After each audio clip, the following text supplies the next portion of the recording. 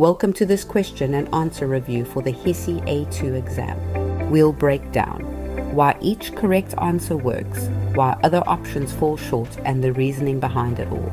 In this video, we'll cover reading including finding the main idea, locating supporting details, vocabulary in context, author's purpose and tone, making logical inferences. Don't forget our website offers free study guides and practice questions to help you ace your HESI A2 exam. It's packed with everything you need to review key concepts and test your knowledge beforehand.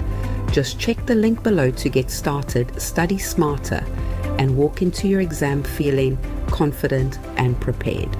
Alright, let's get started. Question 1. Hand hygiene remains the single most effective defense against hospital-acquired infections. Decades of research show that simple soap and water or alcohol rubbed before and after patient contact reduces transmission of resistant bacteria. Yet, observational studies routinely find that healthcare workers comply with hygiene protocols fewer than half the times they should. What is the main idea of the passage? Your options are A. Soap is better than alcohol-based rub. B. Hospital infections cost billions yearly. C. Hand hygiene works but compliance lags. D. Workers should be fined for non-compliance. Which one is it? Pause the video if you need more time.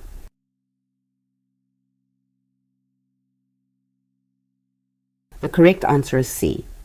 Hand hygiene works but compliance lags. C is correct because the passage establishes hygiene's effectiveness, then pivots to the disappointing compliance rate.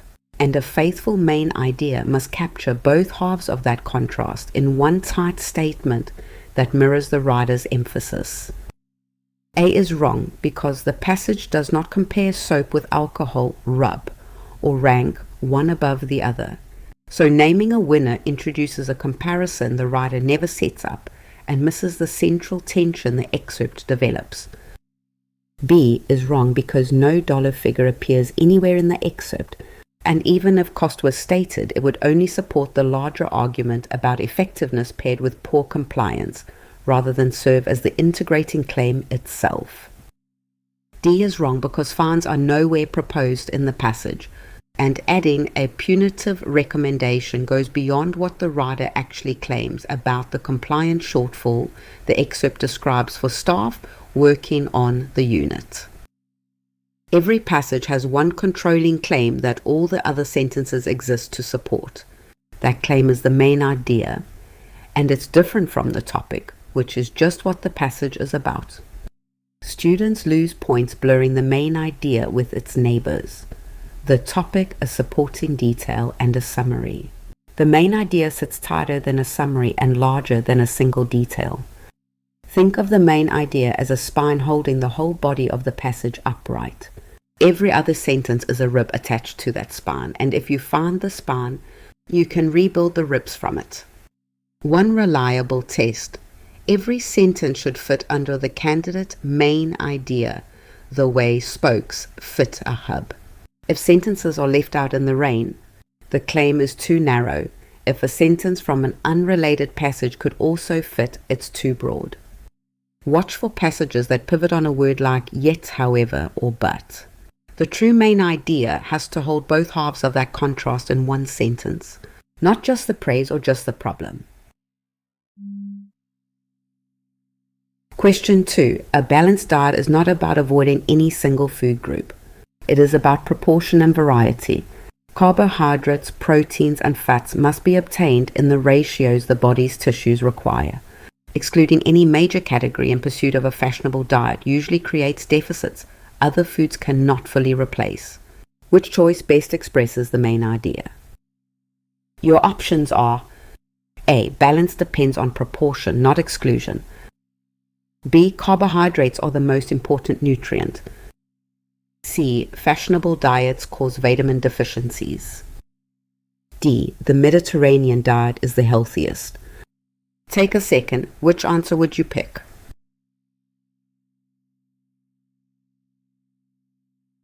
The correct answer is A. Balance depends on proportion, not exclusion. A is correct because the passage rejects exclusion and elevates proportion and variety as the organizing principle, which is precisely the central claim a faithful main idea answer must mirror without distortion or unsupported additions to the writer's words. B is wrong because no nutrient is ranked above the others in the excerpt, and the writer explicitly avoids elevating any single food category over the rest of a varied dietary pattern across daily meals. C is wrong because deficiency from fad dieting is one consequence the passage mentions in passing, not the framing claim around which the entire excerpt is organized for the reader trying to grasp its central point. D is wrong because the Mediterranean diet is not even named in this excerpt, so calling it healthiest introduces information the passage does not actually supply at any point in its short argument about balance. A main idea is the organizing principle of a passage, the claim every supporting sentence exists to defend. The examples are evidence. The principle is the point, and finding it is the real skill being tested. Picture a hub with spokes coming off it. The controlling claim is the hub, and every instance contrast or warning the writer adds is just a spoke attached to that center. Mistake a spoke for the hub, and you've grabbed a plank while the ship sails on without you. Imagine a student outlining the passage for a study group. She puts one claim at the top and indents everything else beneath it. When she tries putting a supporting detail on top instead, the real main idea refuses to indent under it, because the detail is a consequence, not the source. Structurally, a passage works like a hub with spokes. The main idea sits at the center, and examples, contrasts, warnings, and consequences all point back into it, existing only to support that central claim. A supporting detail can be perfectly true and still be the wrong answer, because truth isn't what's being measured, coverage is. The main idea covers the whole passage, a detail covers just one corner of it. Question 3. The first task of a triage nurse with a chest pain patient is not diagnosis, but speed of evaluation. Diagnostic work belongs to the physician. The triage system is built around a principle. Under-treating a serious symptom costs far more than over-treating a benign one. What is the main idea of the passage? Your options are: A. Chest pain always signals a heart attack. B. Triage nurses should diagnose conditions themselves. C. Cardiovascular patients should avoid emergency departments. D. Triage prioritizes erring toward urgency. Before I reveal it, which one do you think is right?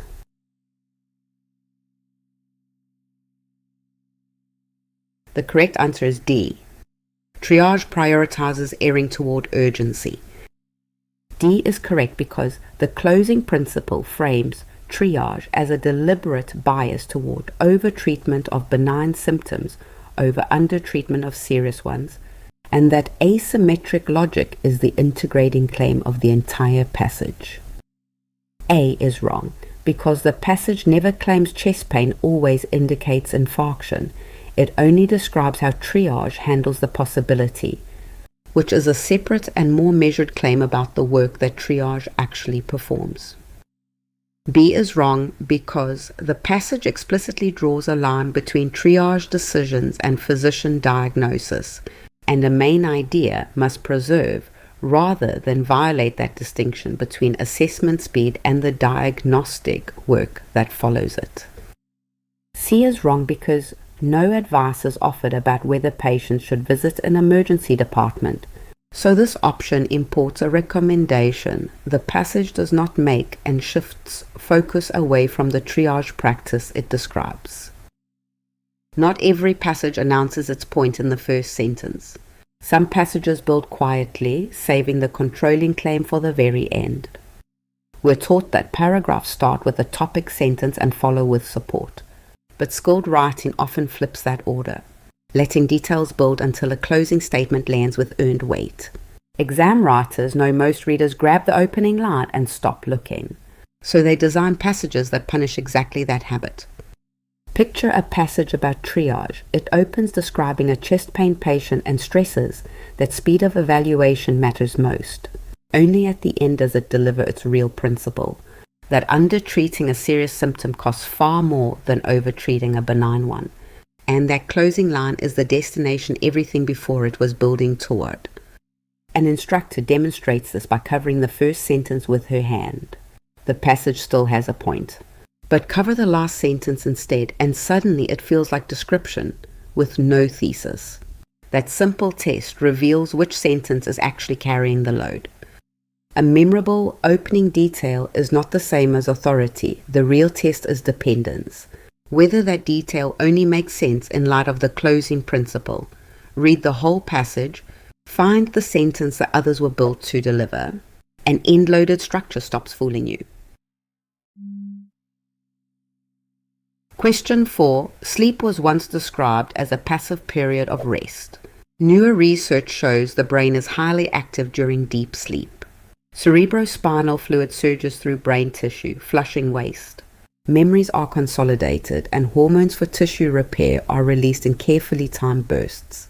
Which choice best captures the main idea of the passage? Your options are: A. Sleep is mostly a period of inactivity. B. Sleep is biologically active maintenance work. C. Memory consolidation requires REM sleep specifically. D. Sleep hormones drive immune function alone. What's your answer? Commit to one before I continue.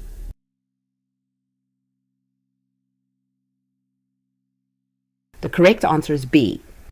Sleep is biologically active maintenance work. B is correct because the passage corrects the old myth and replaces it with a list of active maintenance functions. And this option captures both the correction and its substance in one tight, integrating statement for the reader. I is wrong because the passage directly rejects the inactivity view. So, an answer that affirms it contradicts the very correction the writer was making about how sleep should now be understood by an informed reader. C is wrong because REM sleep is not specified in the excerpt, and the passage attributes consolidation to deep sleep generally rather than singling out one specific stage of the larger nightly sleep cycle as essential. D is wrong because the immune system is not even named in this excerpt, and isolating any single hormonal function narrows the claim and drops the broader maintenance argument the passage gives equal weight to in its sentences. Many passages exist to correct a belief. They state an old idea, then replace it with a better one. The main idea is always the correction, not the belief being corrected. Watch for the hinge words that mark the turn. Once thought, formerly believed, but newer research, and in fact.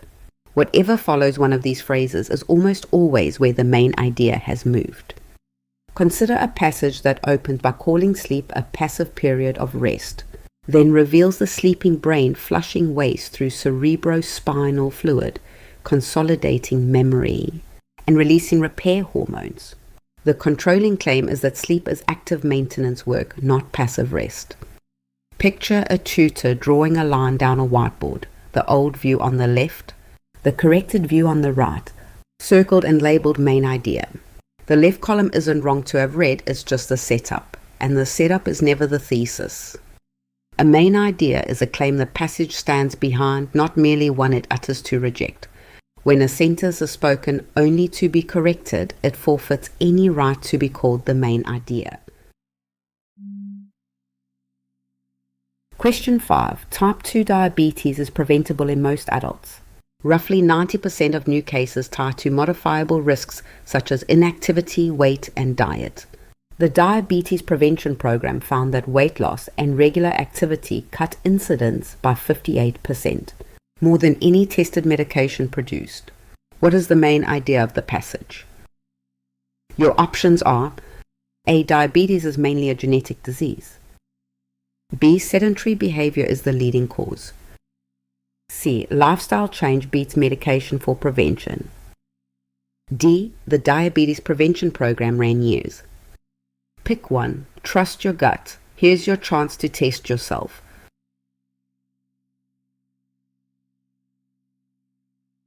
The correct answer is C. Lifestyle change beats medication for prevention.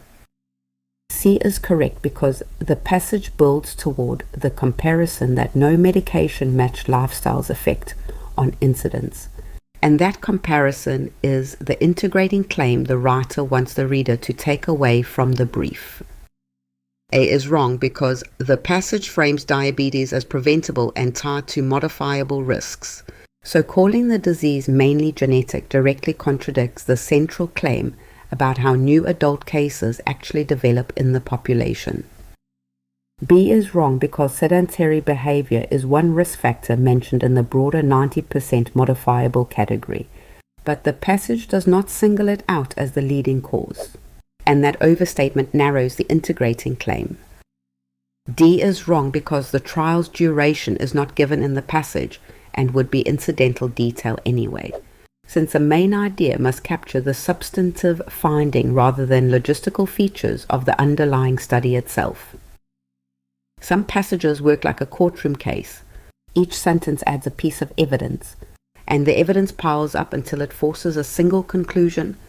That conclusion is the main idea, not any one piece of evidence along the way. The writer never announces the conclusion up front. Instead, facts are laid down in order until the conclusion feels inevitable, and the reader is meant to arrive at that verdict almost on their own. Picture several facts like case numbers and program results, all pointing toward one central claim.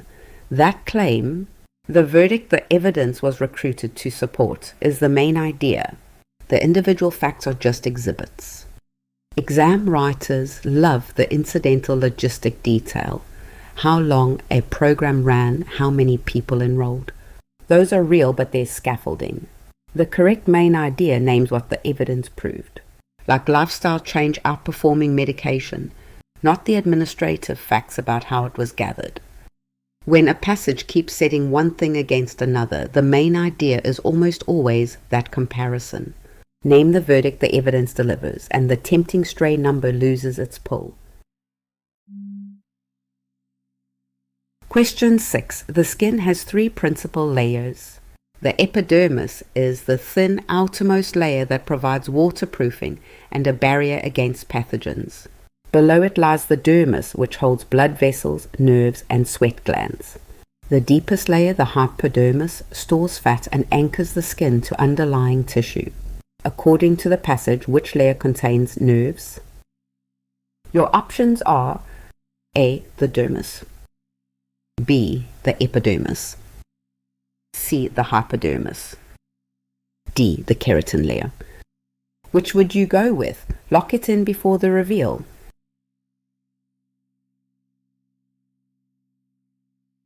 The correct answer is A. The dermis. A is correct because the passage explicitly states that the dermis holds blood vessels, nerves, and sweat glands, which is exactly what the question asks about.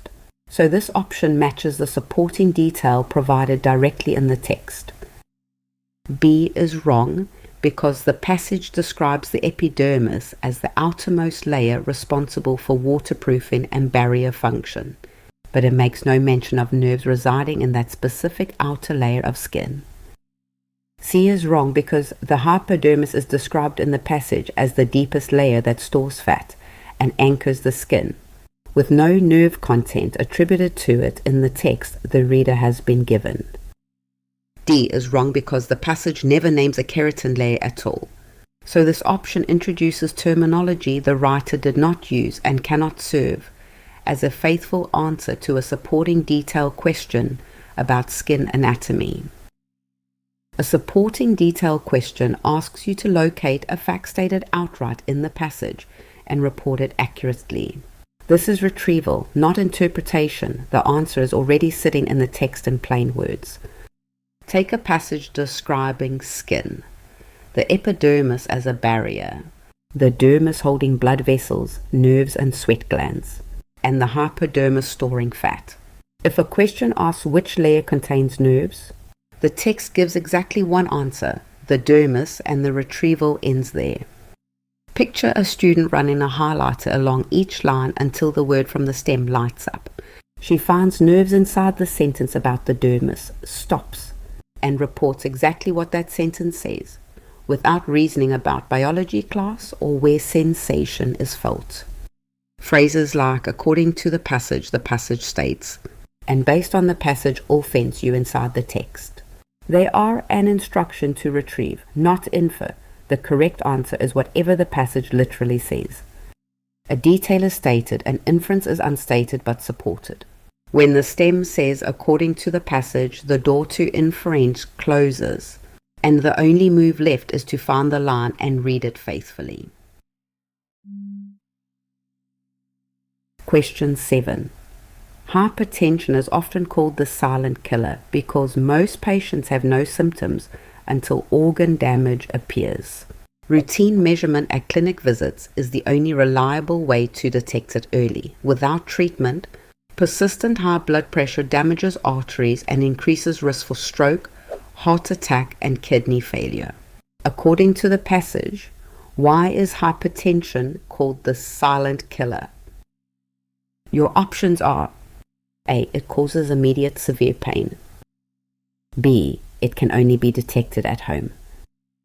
C. It always leads to kidney failure. D. It usually has no early symptoms. Don't overthink it, which one feels right?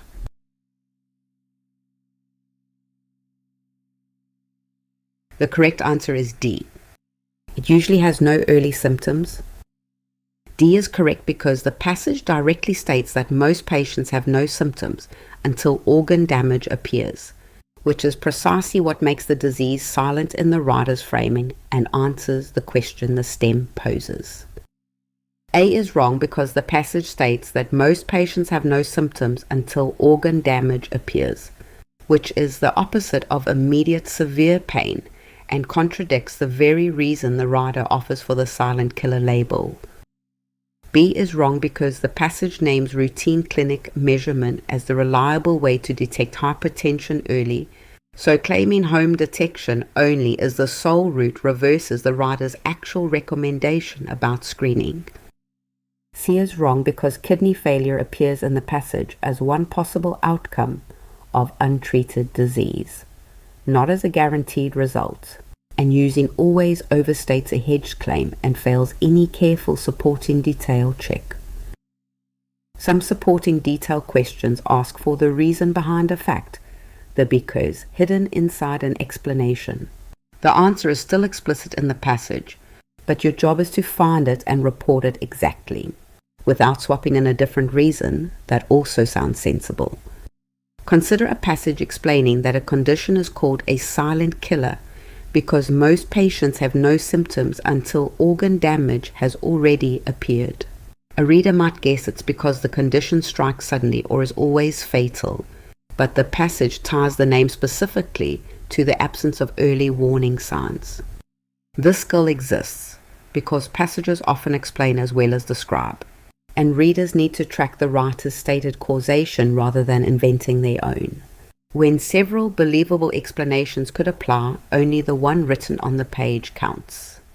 Watch for signal phrasing, like according to the passage, why does the passage say, and the passage indicates that. These stems confine you to the text's own explanation, not an invitation to supply a deeper or more dramatic cause. This is a retrieval task wearing the costume of a reasoning task. Find the writer's own because, and quote it exactly, because the most convincing outside explanation is worth nothing if the text didn't say it. Question 8. The Diabetes Prevention Program enrolled adults at high risk for type 2 diabetes.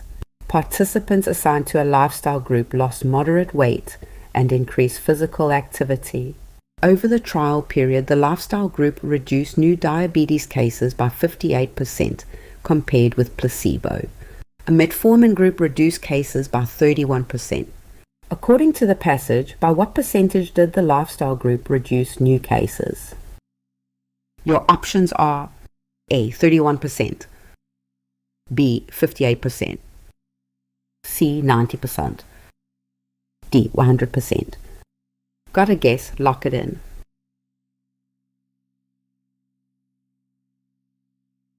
The correct answer is B. 58%. B is correct because the passage directly states that the lifestyle group reduced new diabetes cases by 58% compared with placebo, which is exactly the figure the question asks for. So this option matches the supporting detail. A is wrong because the 31% figure in the passage belongs to the metformin group, not the lifestyle group. So picking it confuses the two arms of the trial that the writer carefully distinguishes for the reader.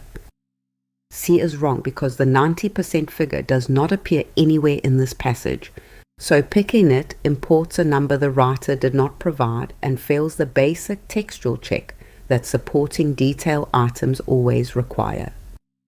D is wrong because the passage does not claim that any group eliminated diabetes entirely, so 100% overstates the trial result and contradicts the specific reduction figures the writer provides for both intervention arms.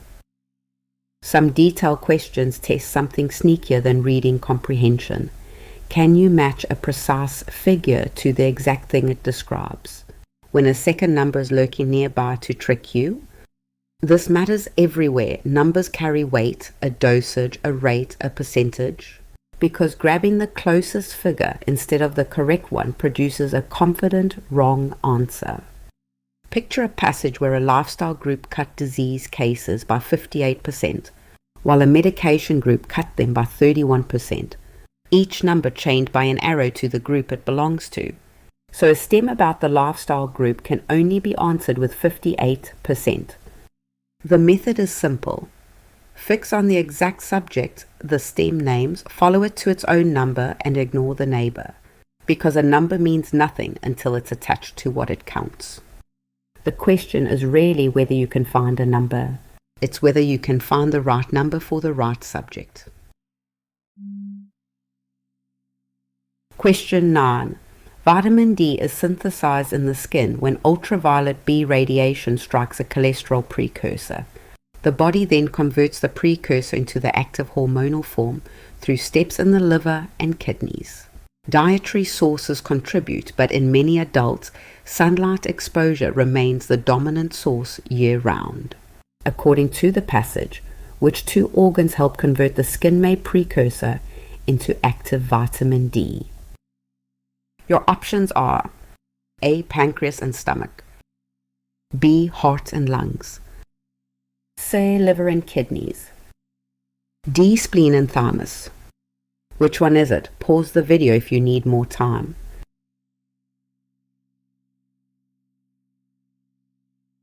The correct answer is C. Liver and kidneys. C is correct because the passage explicitly states that the body converts the precursor into the active hormonal form through steps in the liver and kidneys, which is exactly the pair the question asks about in the STEM. A is wrong because the pancreas and stomach are not mentioned in the passage at all in connection with vitamin D activation. So picking them imports organs the writer did not name and fails the basic textual check. B is wrong because the heart and lungs do not appear in the passage as conversion sites, and respiratory or cardiac organs play no described role in the vitamin D pathway the writer outlines for the reader. D is wrong because the spleen and thymus are not mentioned in the passage as conversion sites for vitamin D.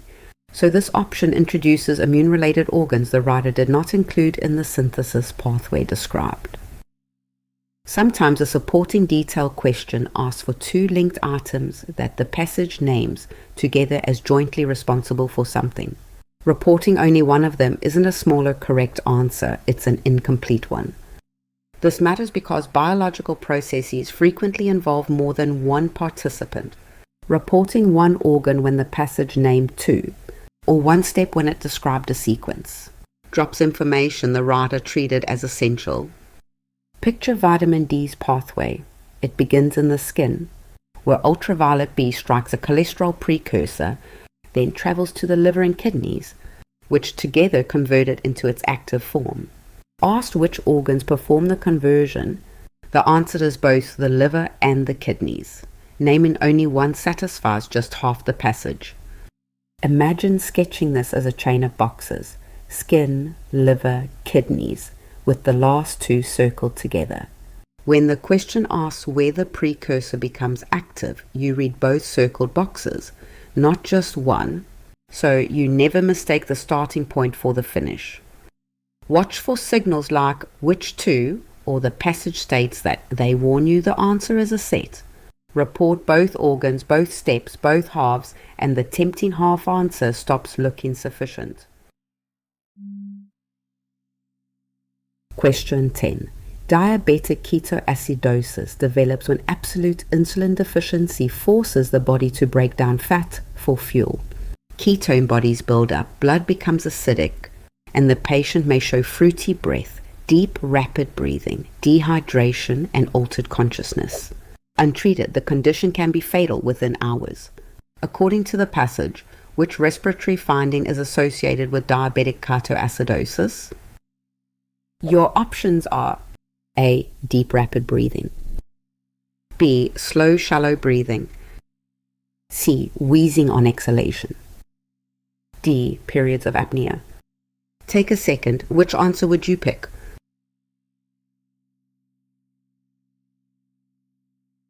The correct answer is A. Deep rapid breathing. A is correct because the passage explicitly lists deep rapid breathing among the signs of diabetic ketoacidosis, alongside fruity breath, dehydration, and altered consciousness. So this option matches the supporting detail directly named in the text. B is wrong because slow, shallow breathing is the opposite of what the passage describes, since the writer attributes deep rapid breathing to the condition as the body tries to blow off acidic carbon dioxide. C is wrong because wheezing on exhalation is not mentioned anywhere in the passage and would suggest an obstructive airway problem rather than the metabolic acidosis the writer is actually describing for the reader.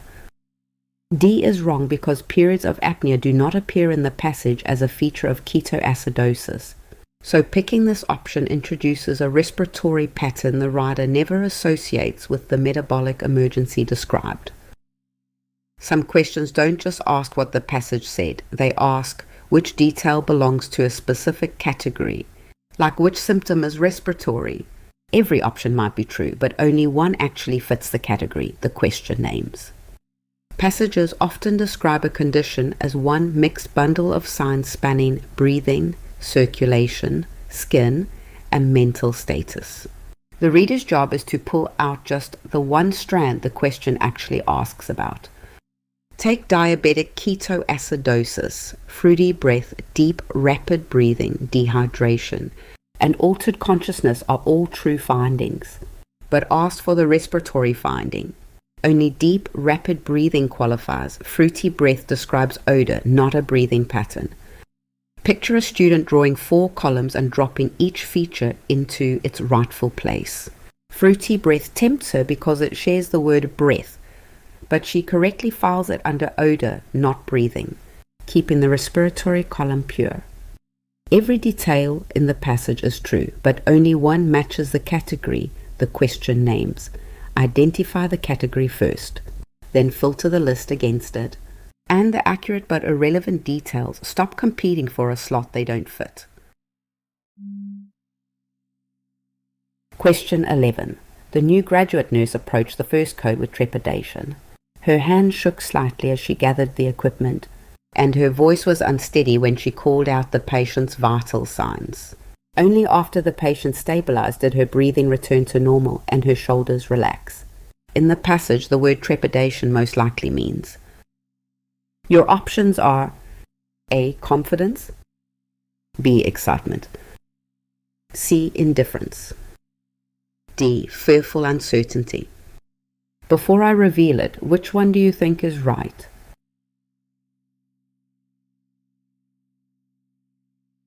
The correct answer is D. Fearful uncertainty. D is correct because the surrounding details of shaking hands, unsteady voice, and relief once the situation resolved point clearly to fearful uncertainty as the meaning of the word in this nursing context, which is the closest synonym available. A is wrong because the passage describes shaking hands, an unsteady voice, and tense shoulders, all of which signal the absence of confidence rather than its presence. So this synonym contradicts the surrounding context clues. B is wrong because while excitement can produce shaking, the passage frames the response as relief once the patient stabilized, which fits an anxious rather than eager state and rules out a positive emotion synonym here. C is wrong because indifference would not produce shaking hands or a voice that returns to normal only after the patient stabilizes. So the passage's description of the body's response rules out an emotionally neutral reading. Figuring out what a word means from the sentences around it, not from a memorized dictionary definition. A word can carry several senses, and the surrounding text votes on which one applies here. Consider a passage describing a new nurse facing an emergency with trepidation. Her hands shake, her voice is unsteady, and her breathing only settles once the danger passes. Those physical details are the definition, no dictionary required. Exam writers test whether a reader can tell apart similar negative feelings using exact detail. Shaking and an unsteady voice that eases once danger passes describe apprehension, not anger, not sadness, and not disgust. A student underlines every cue and asks what single feeling produces all of them. Confidence wouldn't cause shaking, boredom wouldn't either, and excitement might explain the shaking, but not the relief once danger ends. Only fearful uncertainty accounts for every cue at once. Phrases like, as used in the passage, or most nearly means, fence you inside the excerpt, rejecting any sense the text doesn't support. When physical cues all point one direction, that meaning wins, even over a more familiar but unsupported sense. Question 12. After major surgery, the patient was lethargic for the first day. He drifted in and out of sleep, answered questions slowly, and made little effort to move on his own. By the second morning, his energy had returned, and he sat up unaided. In the passage, the word lethargic most likely means. Your options are A. Energetic and alert, B. Drowsy and sluggish, C. Anxious and restless, D. Hungry and irritable. What's your answer? Commit to one before I continue.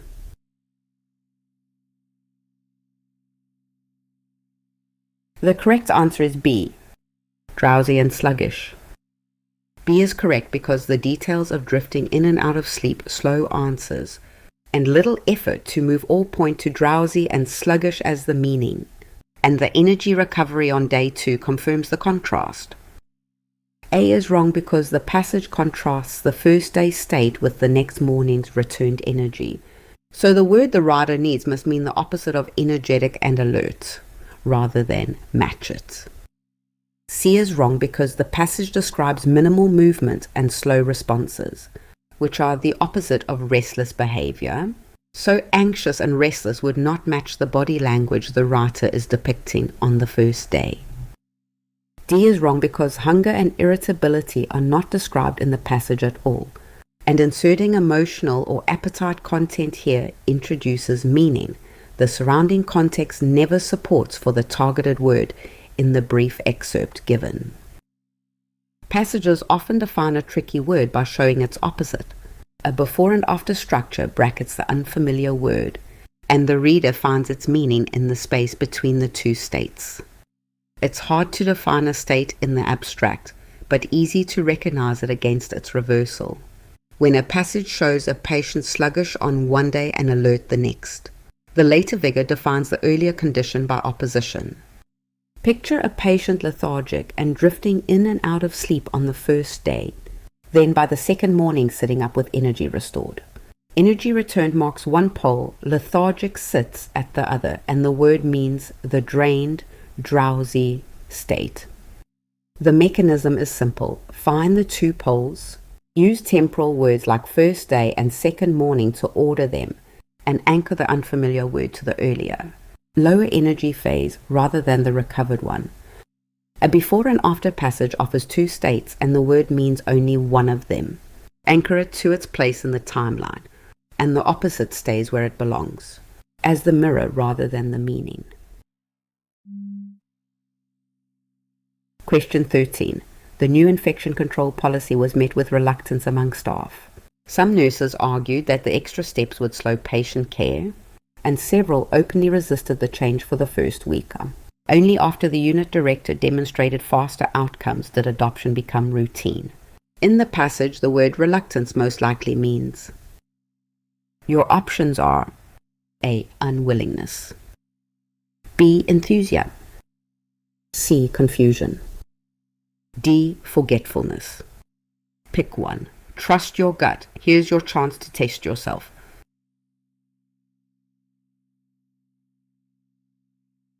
The correct answer is A. Unwillingness. A is correct because the passage shows nurses arguing the extra steps would slow care and openly resisting the change, which are clear signs of unwillingness. So this synonym matches the behavior the surrounding context describes. B is wrong because enthusiasm would mean staff welcomed the policy, but the passage describes argument and resistance. So this synonym contradicts the very behavior the writer uses to define the targeted word for the reader. C is wrong because confusion implies staff did not understand the new policy, but the passage shows they understood it well enough to argue against specific extra steps. So this option misses the surrounding context entirely. D is wrong because forgetfulness would mean staff simply failed to follow the policy without intent, but the passage describes deliberate argument and open resistance, which are active rather than absent-minded responses to the change. Some passages never define a word directly, instead they show its consequences, the actions people take because of it, and let readers work backward from those effects to uncover the word's meaning. This works because attitudes like reluctance, resolve, or skepticism are easiest to grasp through the behavior they produce. A passage doesn't need a synonym. It just shows the conduct, and the conduct teaches the word. Picture a student listing staff behaviors, argued against it, resisted it, delayed adopting it. One word explains them all. Unwillingness, so the arrow lands there, and reluctance is defined by the behaviors it caused. The trap is confusing the attitude with its outcome. Reluctance is the unwillingness itself, not the adoption, the arguments, or the delay. Those are evidence for the meaning, not the meaning itself. When a word triggers a run of reactions, read those reactions as a definition in disguise. The conduct isn't decoration, it exists to fix the meaning of the word that caused it. Question 14. The pediatric ward was deserted during the late night shift. Crib rays reflected the dim hallway light. The hum of monitors had quieted, and the only sound came from a single nurse's footsteps. By morning, the unit would again be full of voices and small visitors. In the passage, the word deserted most likely means. Your options are A. Crowded with families, B. Filled with bright light, C. Nearly empty, D. Used for storage. Which would you go with? Lock it in before the reveal.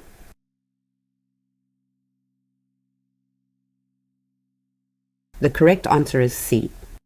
Nearly empty. C is correct because the surrounding details of a single nurse's footsteps, quieted monitors, and the contrast with a morning full of visitors all point to nearly empty as the meaning the writer intends with this word. It is wrong because the passage describes a single nurse's footsteps and quieted monitors, which is the opposite of a crowded family scene. So this option contradicts the very atmosphere the writer takes care to set up.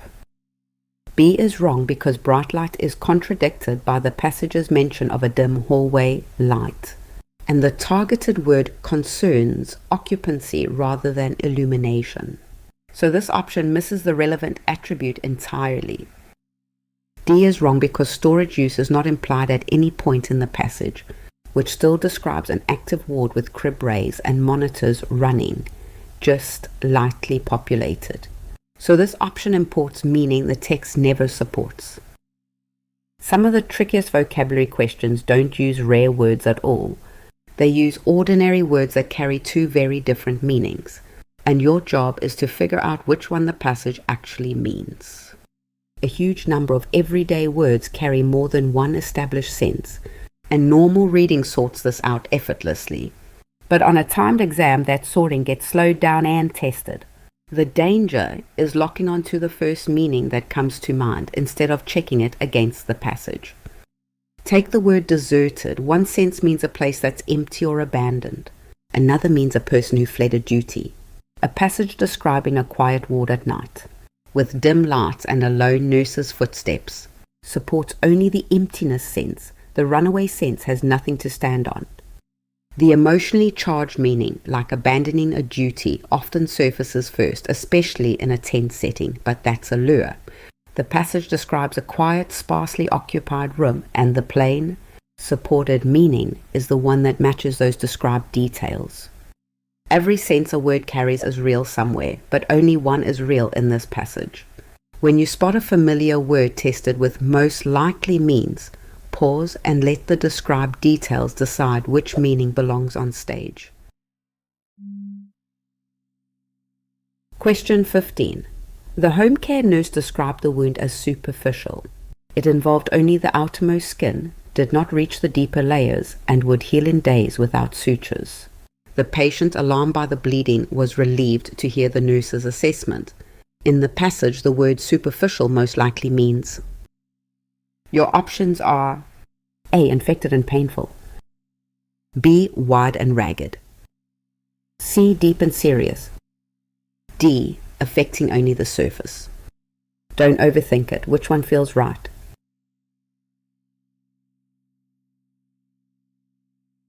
The correct answer is D. Affecting only the surface? D is correct because the passage explicitly states the wound involved only the outermost skin and did not reach deeper layers, which matches affecting only the surface and uses example clues that confirm the synonym directly. A is wrong because infection is not mentioned anywhere in the passage, and the wound is described as healing quickly without sutures. So adding infected and painful introduces, meaning the surrounding context never supports for the word. B is wrong because the passage does not describe the shape of the wound at all, and width is not the attribute the targeted word concerns. So this option points to an unrelated dimension of the injury.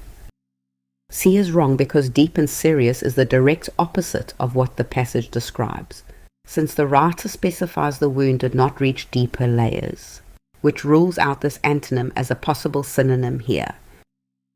Some words live double lives, one meaning literal and physical, another figurative and abstract. Over time, the figurative sense often becomes the default in everyday speech, even though passages sometimes need the original literal one. Take the word superficial. In casual conversation, it usually means shallow or lacking depth of character. But in a medical passage describing a wound, it snaps back to its literal, physical meaning, affecting only the surface.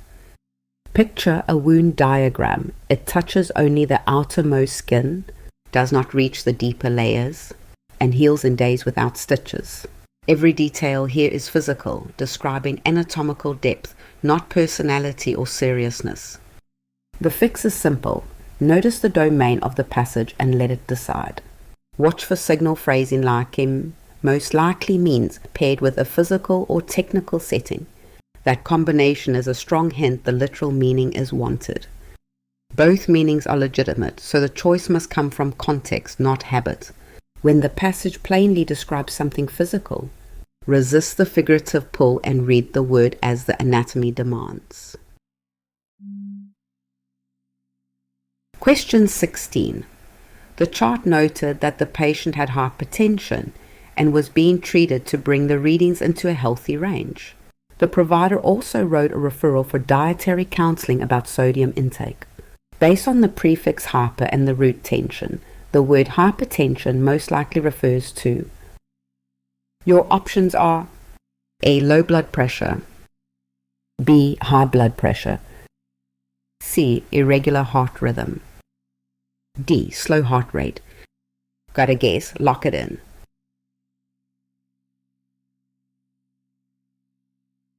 The correct answer is B. High blood pressure. B is correct because the prefix hyper means above or excessive, and tension here refers to vascular pressure, so the term means high blood pressure, which fits the dietary referral about reducing sodium that the chart describes. A is wrong because the prefix hyper means above or excessive rather than below or low, so reading the term as low blood pressure inverts the prefix's standard meaning and does not match the surrounding context about sodium intake. C is wrong because irregular rhythm would be described by terms involving rhythm or beat rather than tension, and the prefix hyper does not point to rhythm at all, so this option misses both the prefix and the root. D is wrong because slow heart rate is described by bradycardia rather than hypertension, and the root tension does not refer to heart rate, so this option fails on both the prefix and the root in the medical word. Medical terms look intimidating, but most are small machines built from recurring Greek and Latin parts. Learn the prefix, root, and suffix, and you can define a word you've never seen before. Memorizing every medical term one by one is impossible, but learning a few dozen high-frequency parts opens the door to thousands of words. Clinical vocabulary was deliberately assembled this way, so a reader who knows the system reads new terms the way a chemist reads a formula. Take hypertension. The prefix hyper means above or excessive, and the root tension refers to pressure against vessel walls. Combine them and you get excessive pressure, which is high blood pressure. The trap exam writers love is the mirror image prefix. Hyper climbs above the normal line while hypo drops below it, and only a single vowel separates the two opposite meanings. Build your definition from the pieces, not a vague guess, and keep contrasting pairs like hyper and hypo locked firmly apart so the direction of the word never gets lost. Question 17. The discharge summary listed dysphagia among the patient's persistent symptoms after his recent stroke. The speech therapist scheduled swallowing studies and recommended thickened liquids until further evaluation. Based on the prefix "das" and the root "phag", the word dysphagia most likely refers to. Your options are A. Difficulty breathing, B. Painful urination, C. Difficulty swallowing, D. Excessive sweating. Which one is it? Pause the video if you need more time.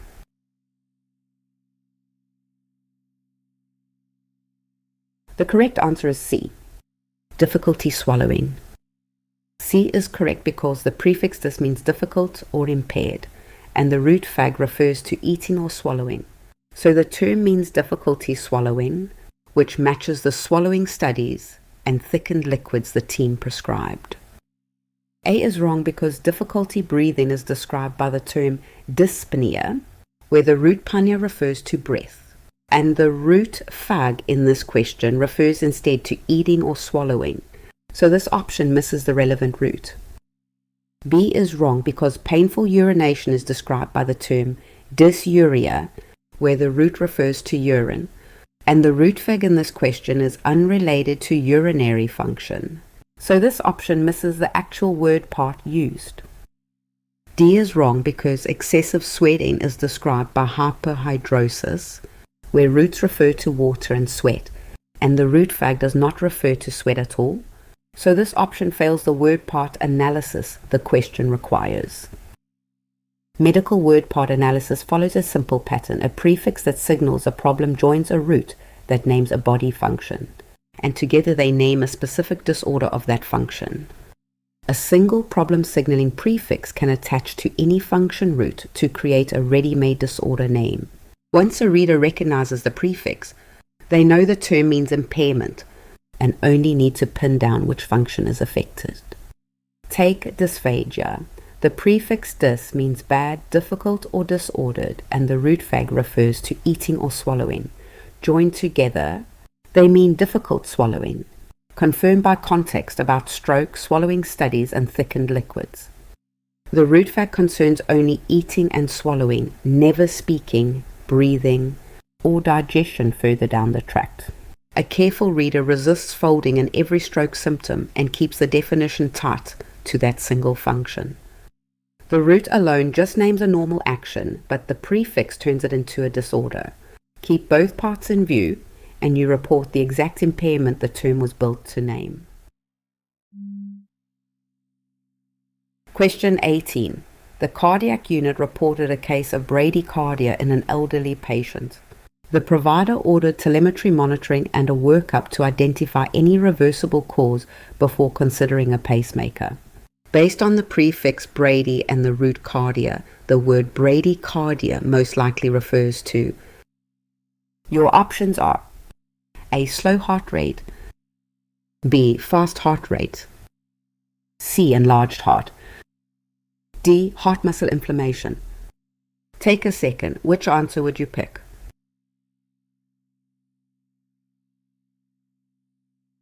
The correct answer is A.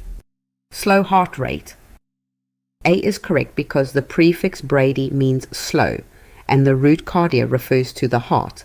So the term means slow heart rate, which matches the workup for reversible causes and the possible pacemaker the team is considering. B is wrong because fast heart rate is described by the prefix tachy, not Brady, so this option inverts the prefix's standard meaning and does not match the workup the passage describes for this elderly patient. C is wrong because enlarged heart is described by the root cardia combined with megaly or another size root, not with Brady, so this option misreads the prefix that actually appears in the medical word given. D is wrong because inflammation of the heart muscle is described by the suffix itis as in myocarditis, not by the prefix Brady, so this option misses the relevant word parts present in the term entirely. Medical terms about rate follow a simple formula, a speed prefix attached to an organ root, describing that process running fast or slow. Take bradycardia. Brady means slow, cardia means heart, so together they describe a slow heart rate. Its opposite, tachycardia, swaps in tachy for fast, describing the same organ with the opposite problem.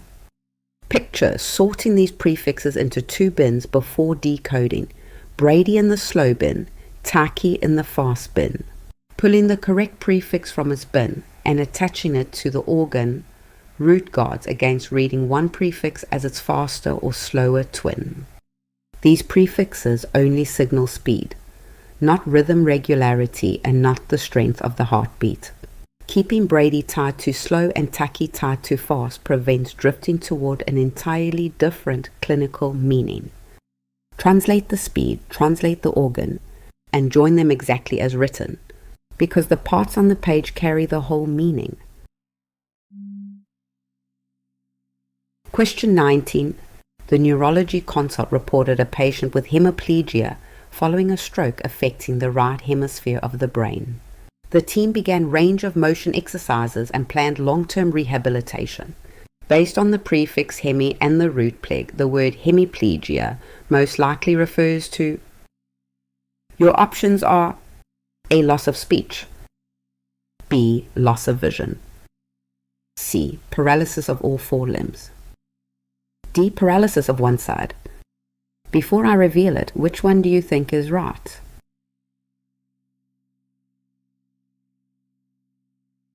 The correct answer is D. Paralysis of one side.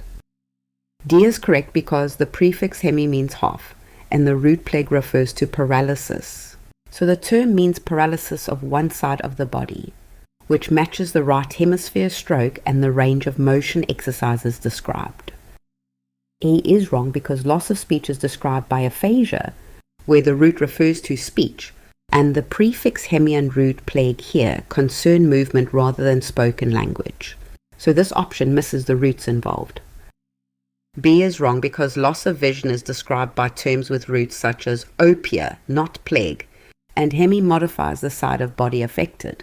So this option does not match the word parts in the term. C is wrong because paralysis of all four limbs is described by quadriplegia, where the prefix quadri means four, and hemi means half rather than four. So this option misreads the prefix that appears in the actual medical word. Medical terms often combine two kinds of word parts, a prefix that tells you how much or which portion, and a root that names the type of damage. Together they capture not just what happened, but where. Take hemiplegia. Hemi means half or one side, and pleg refers to paralysis, a stroke-like loss of movement.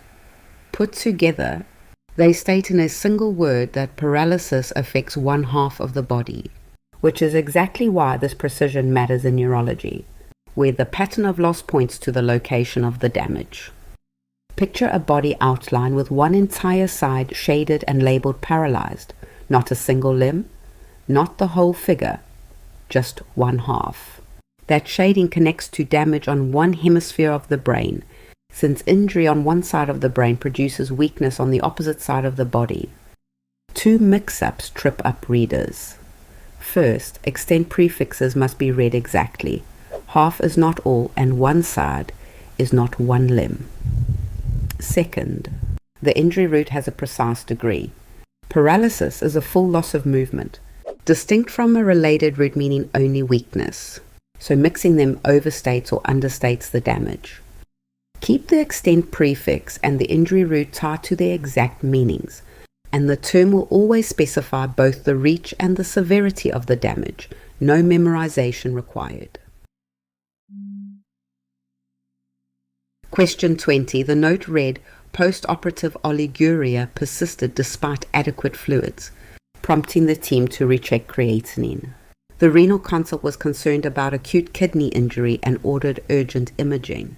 Based on the prefix olig and the root uria, the word oliguria most likely refers to, your options are painful urination, B, frequent urination, C, reduced urine output, D, blood in the urine. What's your answer? Commit to one before I continue.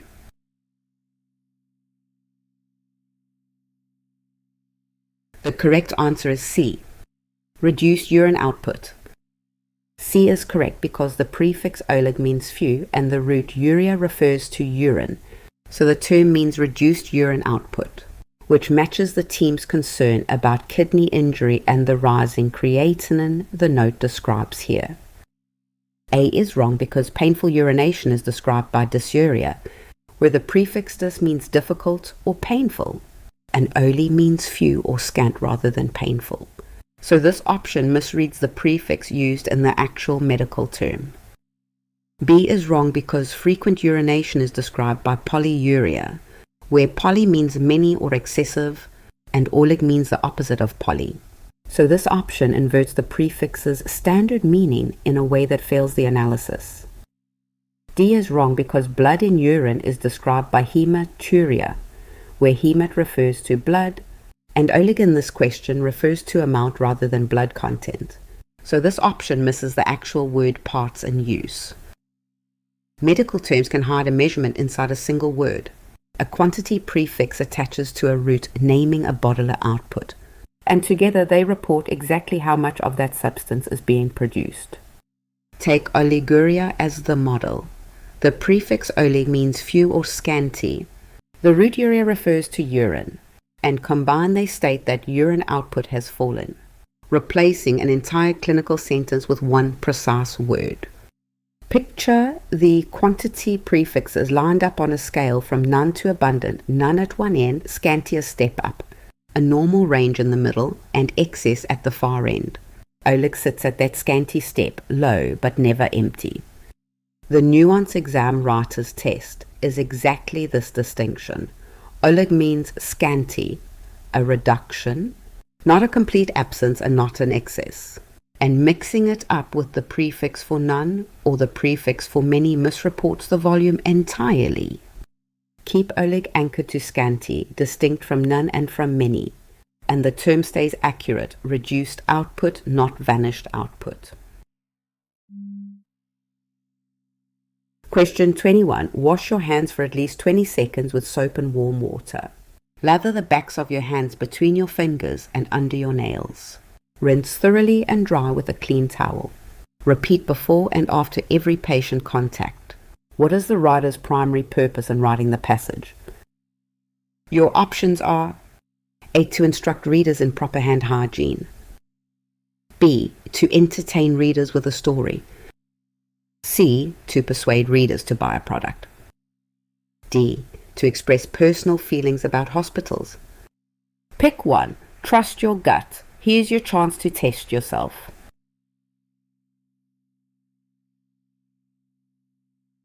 The correct answer is A. To instruct readers in proper hand hygiene. A is correct because the passage gives a numbered sequence of clear physical steps for washing hands, which is the hallmark of instructional writing, and this option captures the writer's intent to teach a specific procedure. B is wrong because no narrative or characters appear in the passage, only step-by-step directions. So calling the purpose entertainment misreads the form of the writing entirely and ignores its plainly procedural nature given to the reader directly. C is wrong because no product is named or recommended for purchase anywhere in the passage, and the writer focuses on technique rather than brand. So the purpose cannot be product persuasion in this context. D is wrong because the passage contains no first-person feelings or evaluative language about hospitals, only neutral procedural directions. So expressive purpose does not match the tone or content of the writing the reader is given here. Author's purpose is the reason a piece was written, the why behind the what. Passages tend to inform, instruct, persuade, narrate, or describe, and today we zoom in on one of these, the purpose to instruct. Instructional writing teaches a reader how to do something through direct, ordered guidance in the commanding mood. It walks the reader through steps like a recipe. So the mark of instruction is that following it means actually doing the task. A description of how hand washing works informs. A set of directions to wash the hands, lather, rinse, and repeat instructs. One builds understanding, the other guides action, which is why clinical protocols depend on this instructive form. The signal cues are imperative verbs like wash, lather, rinse, and repeat, a step-by-step layout, and a clear task completion goal. When a passage reads like directions you could follow in real time, the purpose is almost certainly to instruct. A passage on hygiene could inform, persuade, or instruct, so the topic alone never fixes the purpose. Look at the verbs and the structure. Commands and ordered steps reveal a passage built to change what the reader does, not just what they know. Question 22. Mandatory flu vaccination for healthcare workers is no longer optional in any responsible hospital. Patients trust that the people caring for them will not become a vector of preventable illness. The science is settled. The side effect profile is mild, and the only remaining question is why any institution would still allow opt-outs. What is the writer's primary purpose? Your options are A. To describe how vaccines are made. B. To narrate a personal flu experience. C. To explain flu transmission mechanisms. D. To persuade readers that mandates are necessary. Which would you go with? Lock it in before the reveal.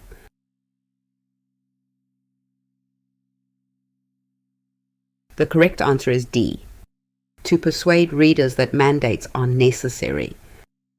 D is correct because the passage uses charged language such as no longer optional and remaining question, and clearly takes a side on a debated policy, which is the signature of persuasive writing aimed at changing readers' minds.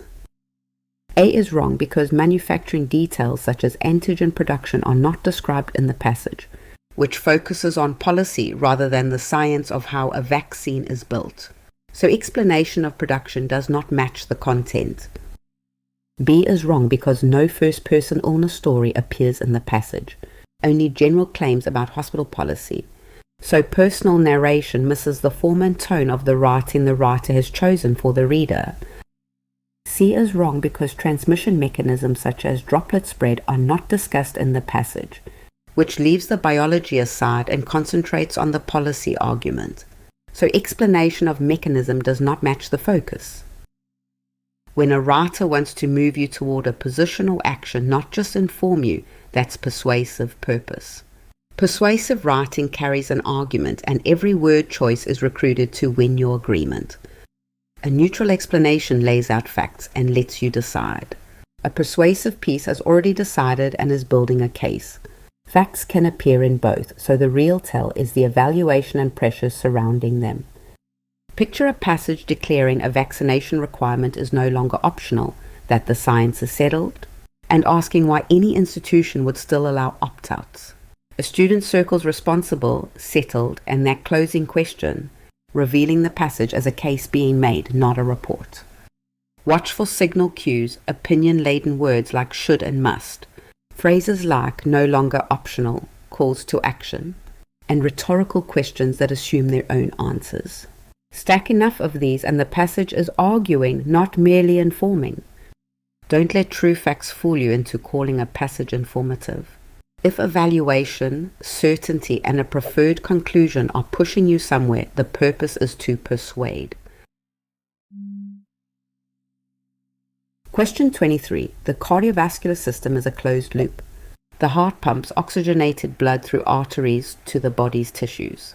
Capillaries exchange oxygen and carbon dioxide at the cellular level.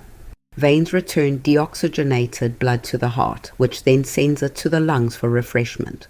What is the writer's primary purpose in writing the passage? Your options are A. To persuade readers to exercise more. B. To explain how the cardiovascular system works. C. To narrate a patient's recovery. D. To express awe at the human body. Don't overthink it. Which one feels right?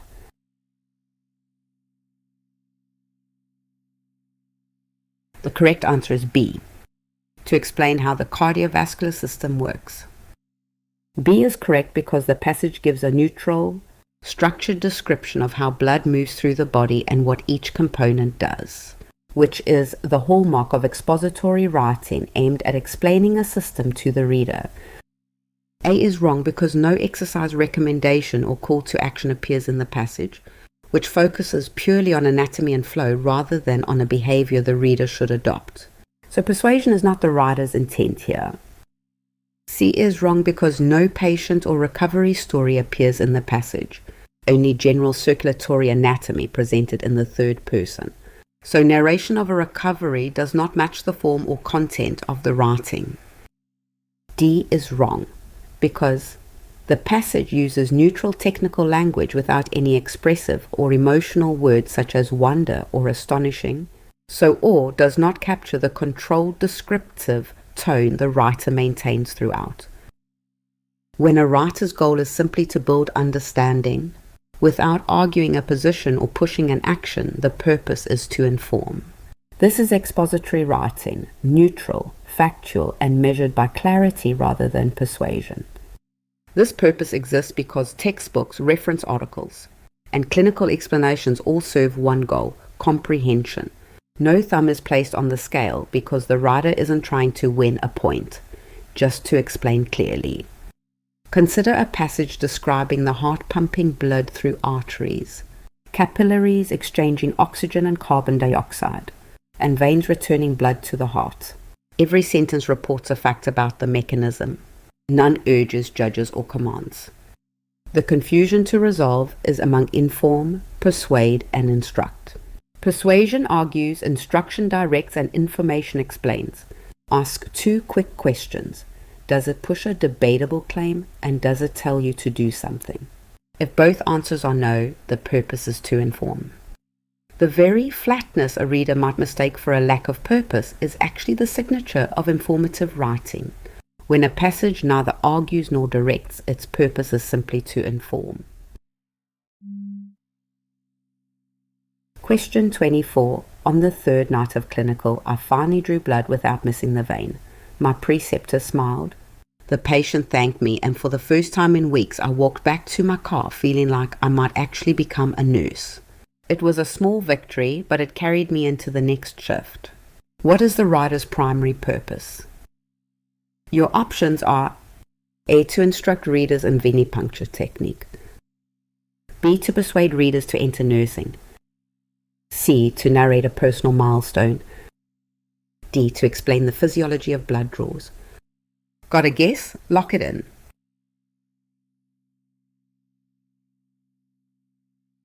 The correct answer is C. To narrate a personal milestone. C is correct because the passage uses first-person voice, a specific scene, and a reflective sense of a small but meaningful moment, all of which mark personal narration as the form and a milestone as the writer's true subject. A is wrong because no step-by-step technique for vein puncture appears in the passage, only a personal account of one successful draw. So instructional purpose does not match the form the writer has chosen for the writing. B is wrong because no general appeal to choose nursing as a career appears, and the writer's reflection is internal rather than aimed at convincing the reader to enroll in school. So persuasion is not the right read. D is wrong because no physiology of blood draws appears in the passage, only a personal moment of success. So explanation of the underlying biology does not match the lived and reflective focus of the writing for the reader.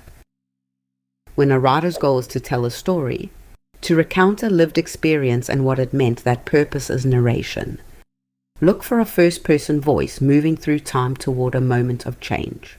The signal cues are a personal voice, past tense storytelling, specific scene detail, a timeline of events, and an emotional resolution.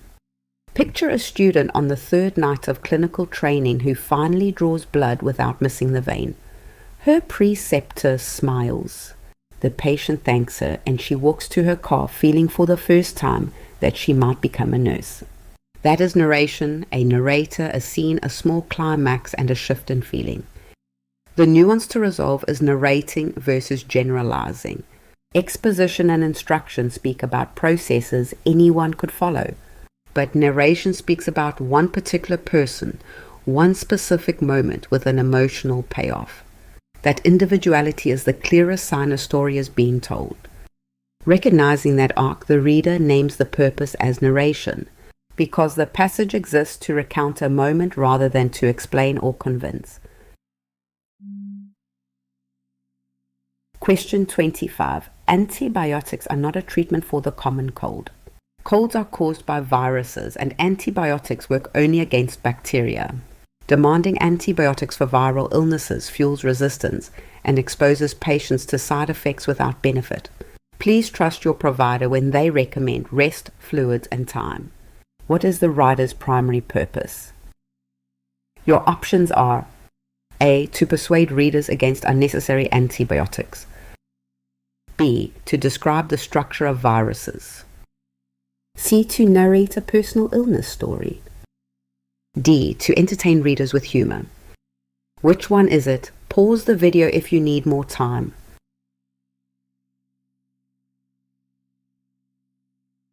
The correct answer is A. To persuade readers against unnecessary antibiotics.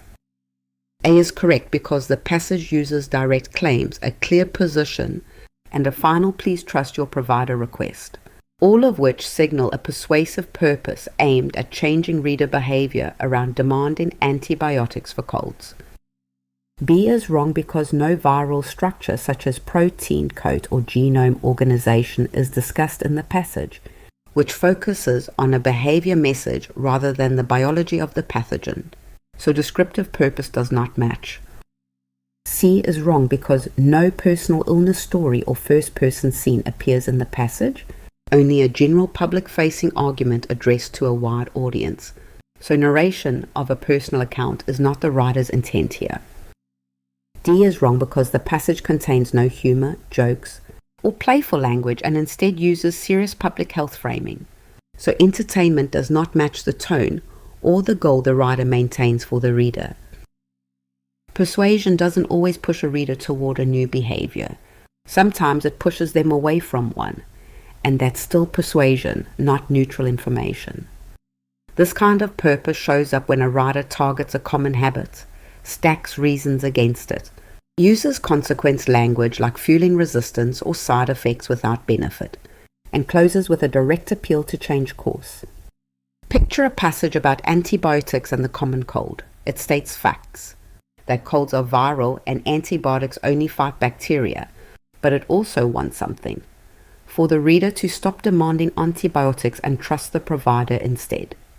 Facts appear in both informative and persuasive writing, so their presence alone proves nothing. The deciding feature is the appeal. Does the passage simply explain, or does it explain in order to change what you do? Look past the facts to the behavior the writer wants adopted or dropped. That desired change is what reveals a persuasive purpose aimed at stopping a habit. Question 26. The walls of the children's ward were painted in soft pastels, and the staff smiled with practiced warmth as new patients arrived. Volunteers read stories beside small beds, and the smell of crayons mingled with the hospital's antiseptic. Even worried families seemed to breathe more easily once they entered the unit. Which best describes the tone of the passage? Your options are A. Sarcastic, B. Angry, C. Frightened, D. Reassuring. Take a second. Which answer would you pick?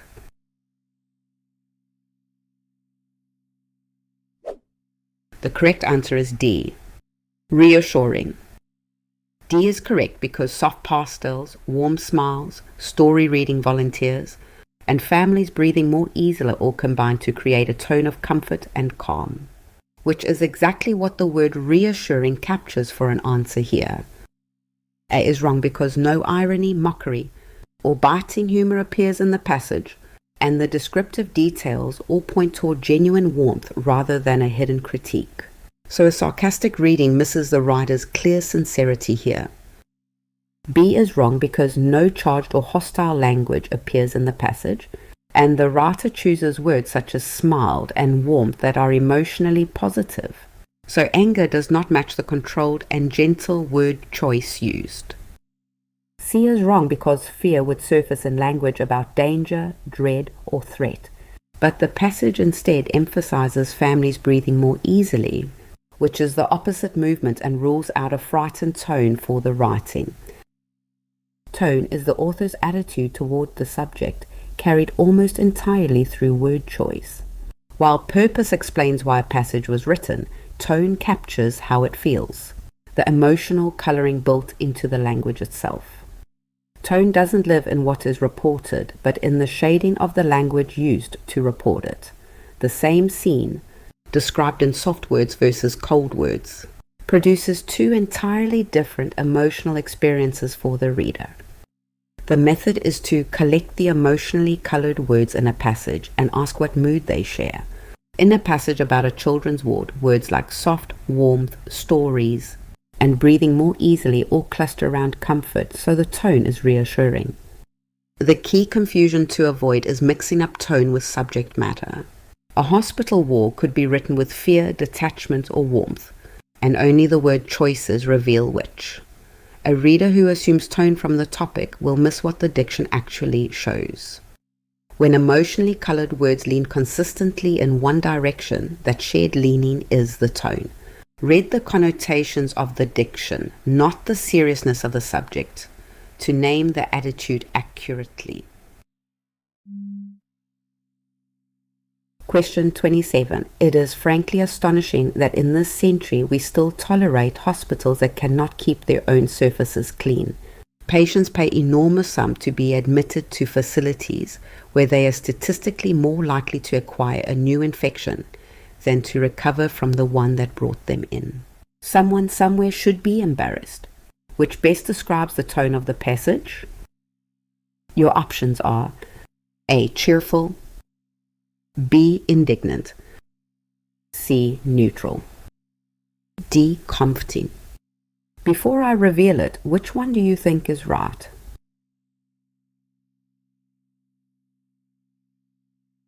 The correct answer is B. Indignant.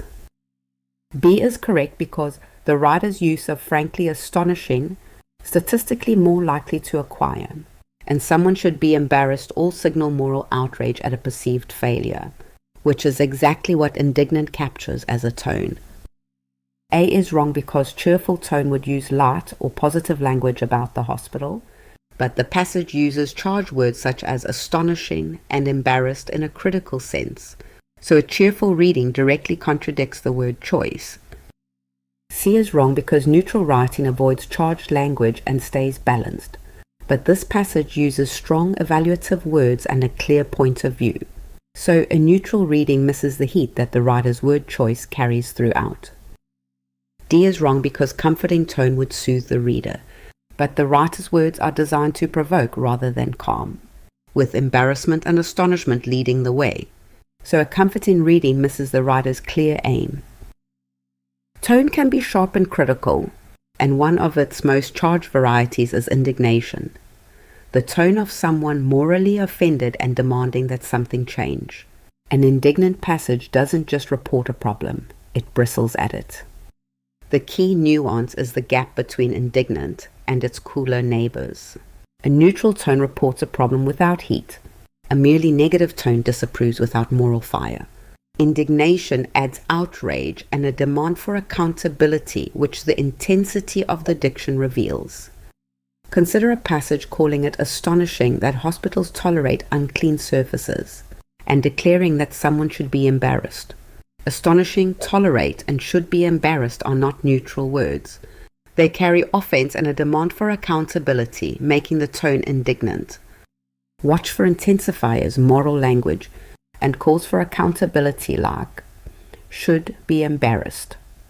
When strong negative diction combines with a sense of violated standards, you're reading indignation, not garden variety criticism. Gauge how hot the words run and whether they carry a charge of injustice. That's what separates indignation from flat reporting or plain disapproval. Question 28. The procedure carries risks that are real but well understood. Bleeding occurs in roughly 2% of cases. Infection is rare with current sterile technique. Most patients return home the same day and resume normal activities within a week. Your surgical team will review specific concerns at the pre-op visit, which best describes the tone of the passage. Your options are A. Alarmed, B. Sentimental, C. Matter of fact, D. Mocking. What's your answer? Commit to one before I continue.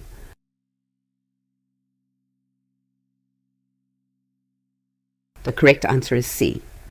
Matter of fact. C is correct because the writer presents both risks and outcomes in plain percentage terms with no charged language, which is the signature of a matter-of-fact tone that delivers information without coloring it for the reader. A is wrong because alarm tone would use charged language about danger, but the passage presents risk numbers in a steady, controlled way and pairs them with reassuring outcome data. So alarm does not match the calm word choice. B is wrong because sentimental writing carries emotional warmth and personal feeling, but the passage uses clean factual statements without emotional weight or personal reflection. So a sentimental reading misses the controlled register entirely. D is wrong because mocking tone would use sarcasm or ridicule directed at someone or something, but the passage takes the procedure and patient seriously throughout. So a mocking reading misreads the steady professional voice on display. Tone isn't always emotional. One of the most misunderstood tones is matter of fact, where a writer deliberately withholds feeling and simply reports information plainly. The absence of strong feeling is itself a stance, a deliberate choice of calm objectivity. A reader must recognize that neutrality is a tone, not the lack of one. Consider a passage on a risky procedure. Bleeding occurs in roughly 2% of cases. Infection is rare with sterile technique, and most patients resume normal activity within a week. The numbers are delivered evenly, without alarm or cheerleading, and that calm delivery is what makes it matter of fact.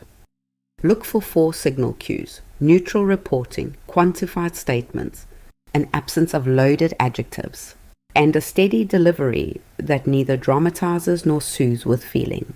A serious subject doesn't automatically demand a feeling in the words. An alarm tone injects fear, and a reassuring tone wraps facts in warmth, but matter of fact does neither. Match the label to the even delivery, not the risky subject. Question 29. 20 years ago, polio still cast its long shadow over playgrounds, swimming pools and summer camps. Parents lived with the daily fear that this might be the season their child fell ill. To watch a clinic now, where vaccination is routine and the disease nearly forgotten, is to witness one of medicine's quiet, lasting miracles.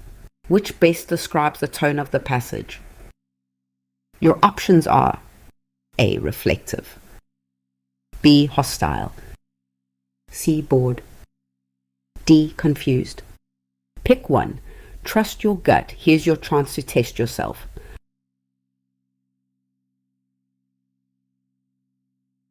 The correct answer is A.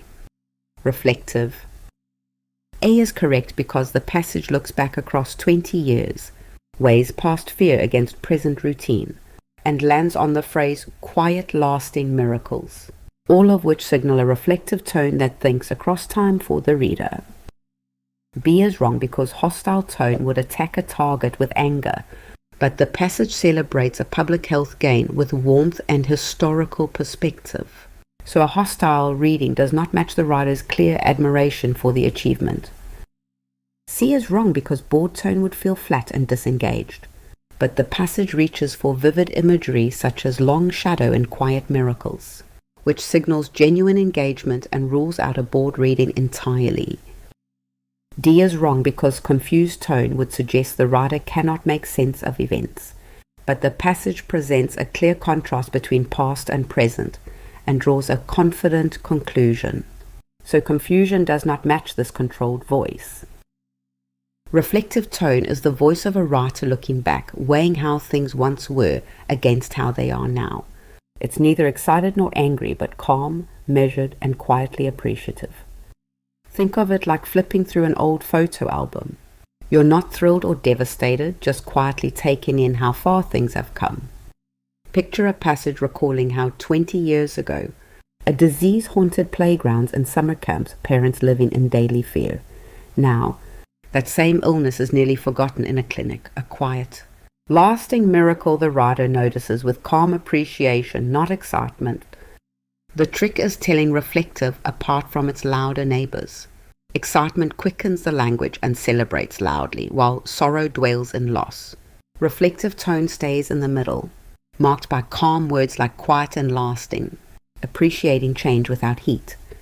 Spot the backward gaze and the gentle, measured feeling together, and you found reflective tone, a thoughtful appreciation of change over time.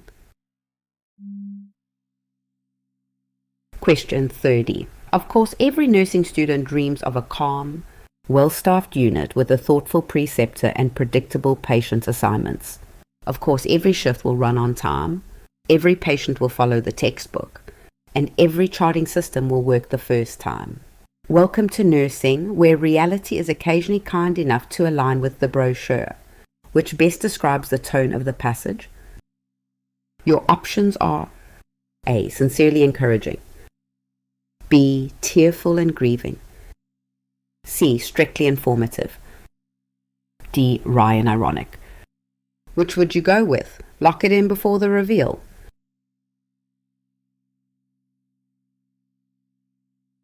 The correct answer is D. Wry and ironic. D is correct because the, of course, refrain followed by occasional kind reality forms a setup and puncture pattern that is the signature of irony, and the dry humor about brochures matches a wry tone exactly for an answer here.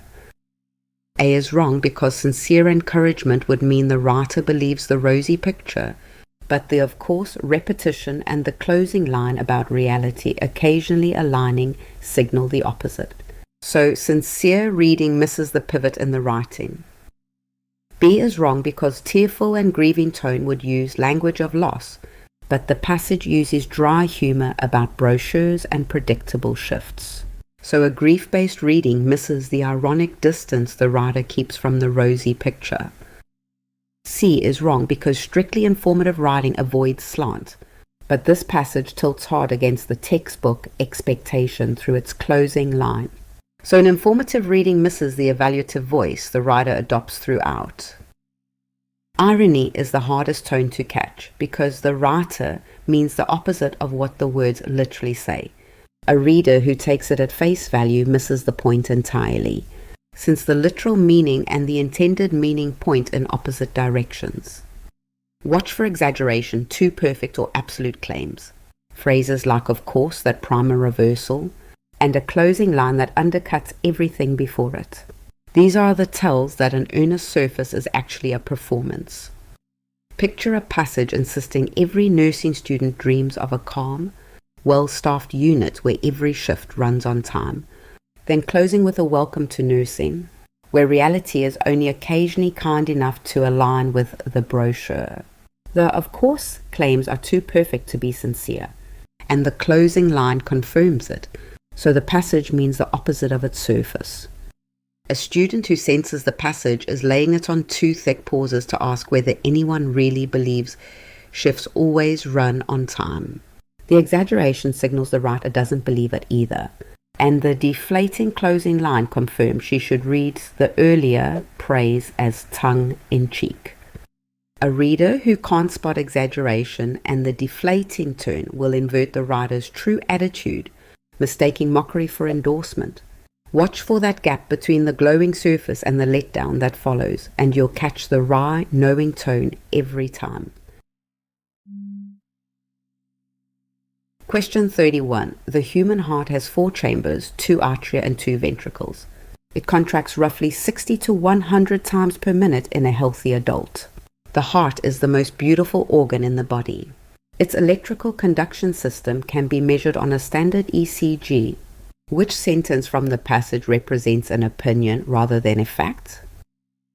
Your options are: A. The heart has 4 chambers. B. It contracts 60 to 100 times. C. The heart is the most beautiful organ. D. Conduction is measured on an ECG. Don't overthink it. Which one feels right?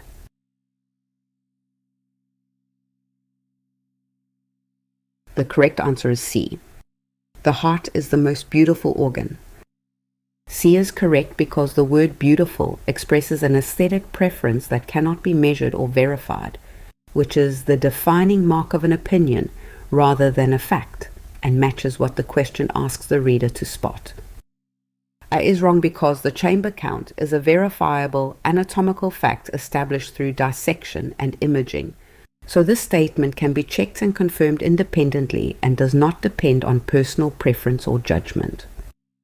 B is wrong because the heart rate range is a measurable fact supported by physiology and clinical observation, so this statement can be confirmed by direct counting and does not rest on personal preference for an answer. D is wrong because ECG measurement of the heart's electrical activity is an established clinical fact, verifiable in any cardiology lab, so this statement is not a matter of personal preference and does not qualify as opinion. Fact and opinion are 2 different kinds of statements, and telling them apart is a foundational reading skill. The line between them is verifiability, not importance or plausibility. A fact is a statement that can be checked against evidence and shown to be true or false, regardless of who is reading.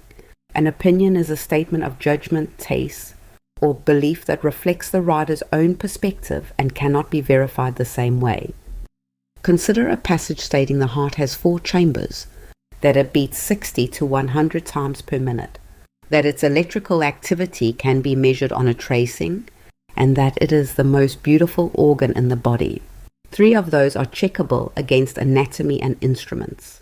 But the claim of beauty rests on taste alone, so that one is the opinion.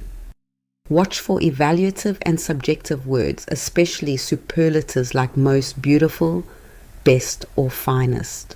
A word that rates or ranks by feeling rather than by measurement is a reliable flag that a sentence has crossed from fact into judgment.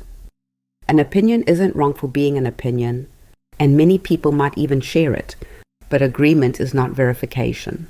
Read each sentence for whether evidence could decide it, not for whether it sounds reasonable, and a widely held judgment won't get misfiled as a fact.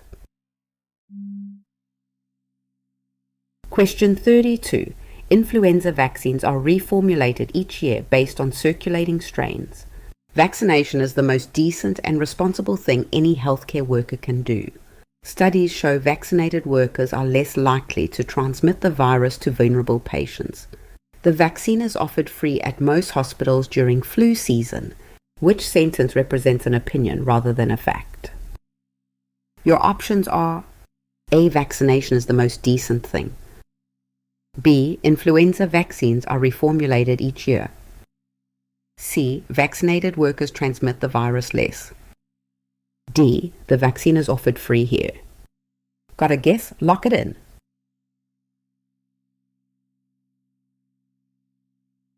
The correct answer is A. Vaccination is the most decent thing.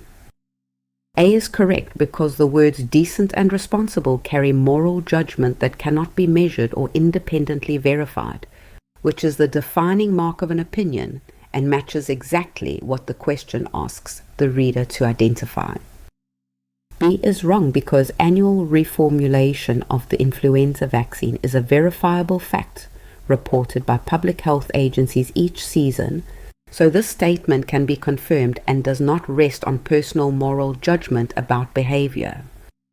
C is wrong because transmission reductions among vaccinated workers come from published studies and are measurable. So this statement is a fact open to verification and does not depend on the writer's preferences for an answer.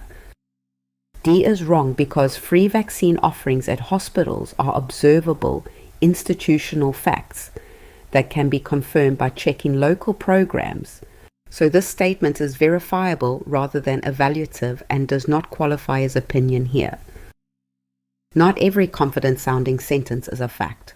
A value judgment rates something as good, decent, or admirable, and no amount of evidence can verify it, because it rests on personal or moral standards rather than data. The core move is to ask whether a sentence reports something measurable, or instead renders a verdict on worth.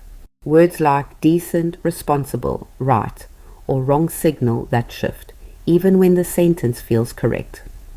Picture sorting a passage about flu vaccines into two bins: the reformulation practice, the study result, and the free offering all go into the checkable bin, because records or instruments could confirm them. The claim that vaccination is the most decent and responsible act belongs in the evaluative bin instead, because no record could ever prove decency. A reader who agrees with a judgment can still mistake it for an established fact, since agreement never makes a claim verifiable. A fact stands on evidence, while a value judgment stands on ethical belief. Read each sentence for whether it reports or evaluates, not for whether it seems right, and the hidden opinion reveals itself. Question 33. The hospital was built in 1962 and has been expanded twice. It contains 412 inpatient beds. It serves 3 counties as a level 1 trauma center. The architecture is unfortunately one of the ugliest examples of mid-century institutional buildings still standing. Which sentence from the passage represents an opinion rather than a fact? Your options are: A. The hospital was built in 1962. B. It contains 412 inpatient beds. C. It serves 3 counties as trauma center. D. The architecture is one of the ugliest. Which one is it? Pause the video if you need more time.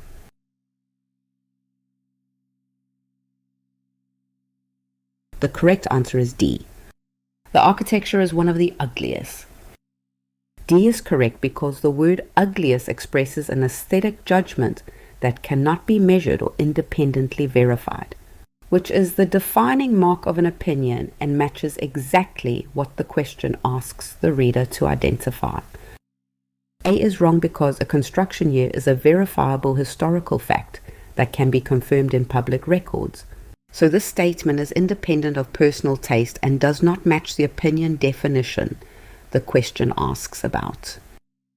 B is wrong because a bed count is a measurable institutional fact recorded by hospital administration, so this statement can be checked against records and does not rest on personal aesthetic preferences for an answer here.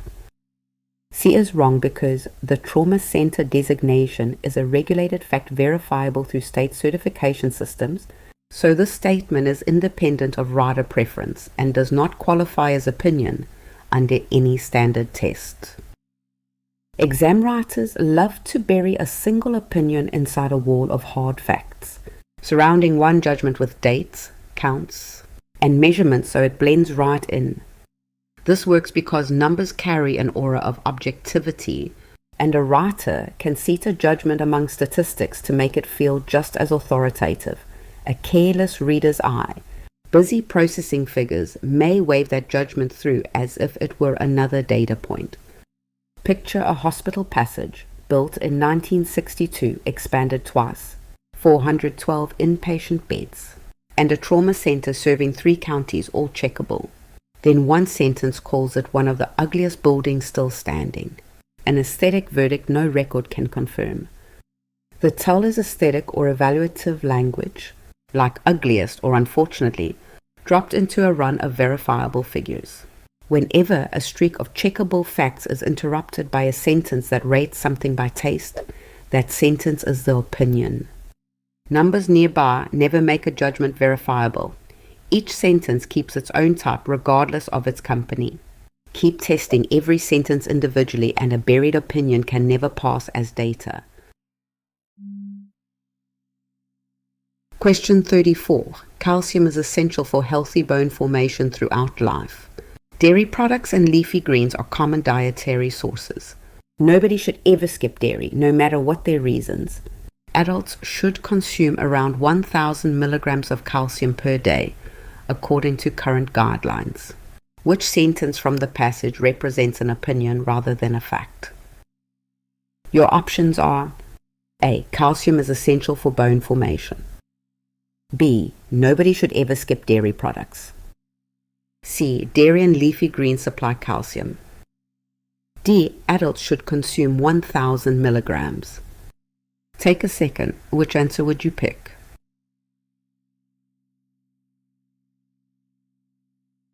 The correct answer is B. Nobody should ever skip dairy products.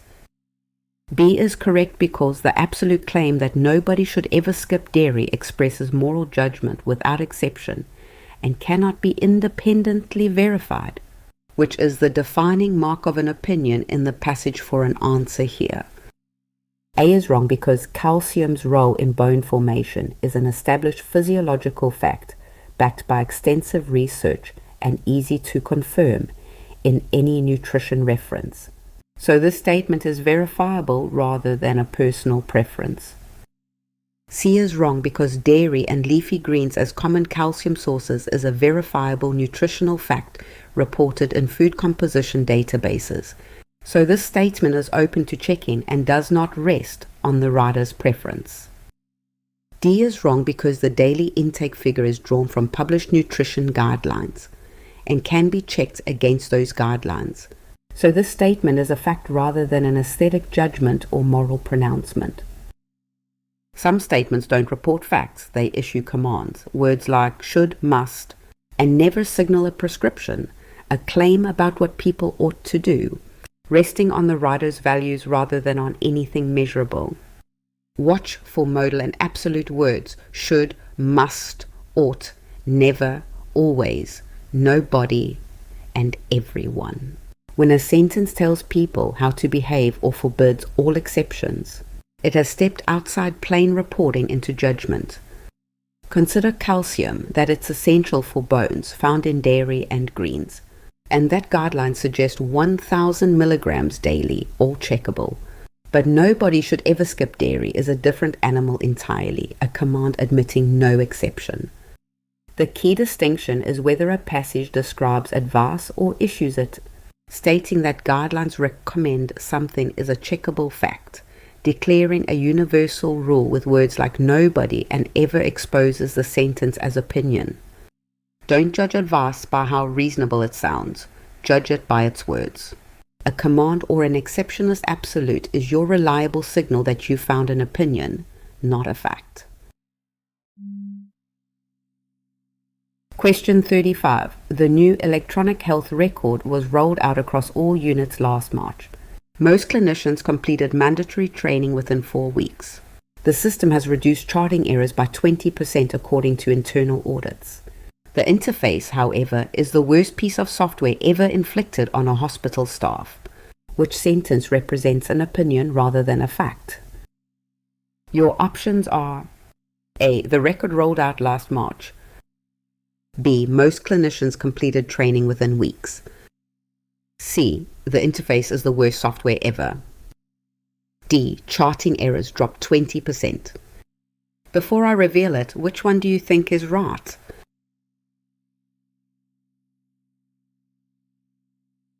The correct answer is C. The interface is the worst software ever.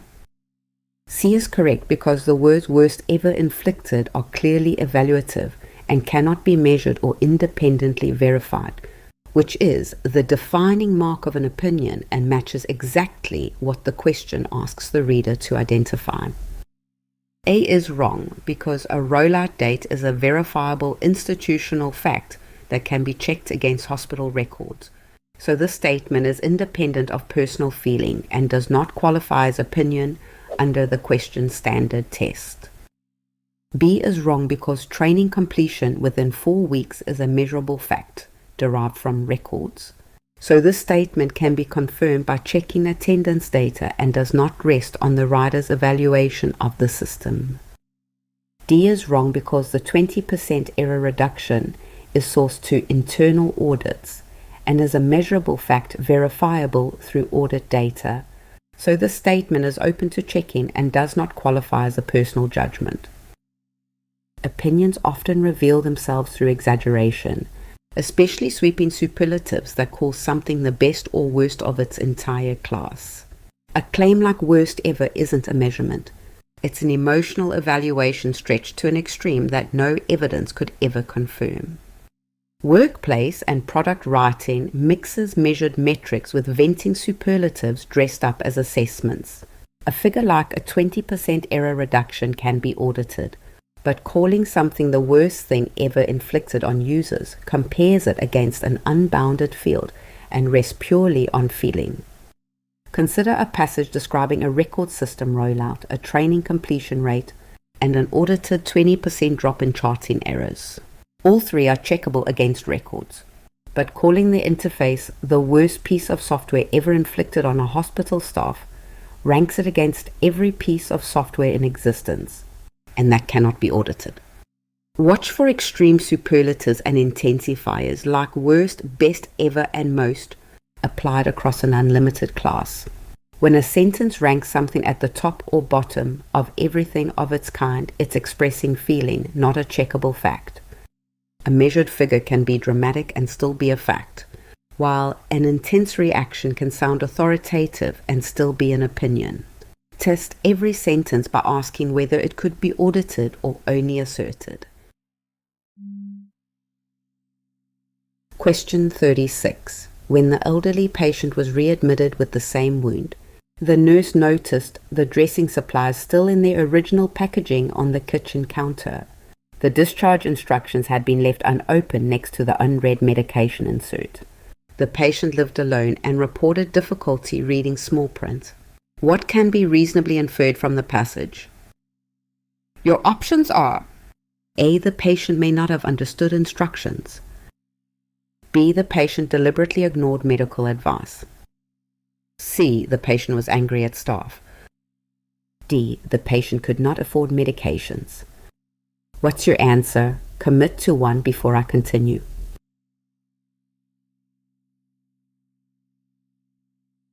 The correct answer is A. The patient may not have understood instructions.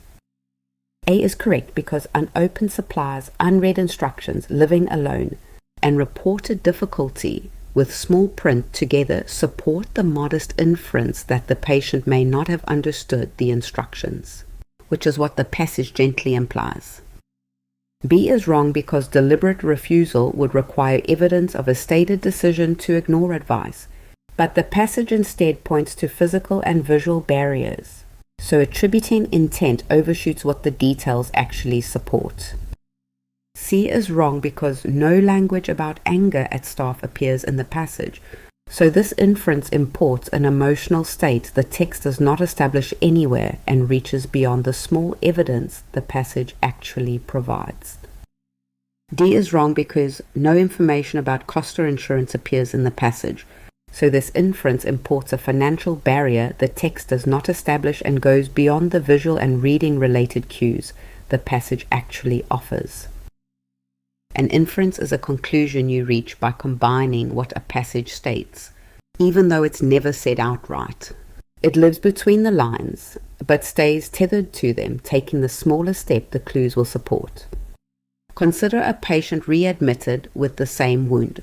The supplies sit unopened, the instructions are unread, the patient lives alone, and struggles reading small print. Assembled, those clues support a cautious conclusion that the patient may not have understood the instructions. The confusion to resolve is between three responses. Merely restating a stated clue adds nothing. Declaring a certain dramatic cause overshoots what the evidence proves. A good inference sits in between, taking one careful step past the text. Signal phrases like can be reasonably inferred, suggests, implies, and most likely ask for a conclusion the passage supports, but never states. Hedging words like may, might, or could show that the conclusion respects the limits of the evidence rather than overstating them.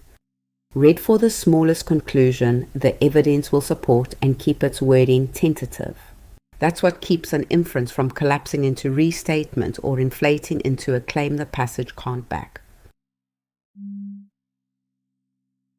Question 37. The patient repeatedly checked the door, asked when the doctor was coming, and could not finish a sentence without losing her train of thought. Her hands trembled, and she said her chest felt tight, though her vital signs were within normal limits. She declined company while she waited. What can be reasonably inferred from the passage? Your options are: A. The patient is having a heart attack. B. The patient dislikes the doctor personally. C. The patient is feigning her symptoms. D. The patient is anxious about the appointment. Pick one. Trust your gut. Here's your chance to test yourself.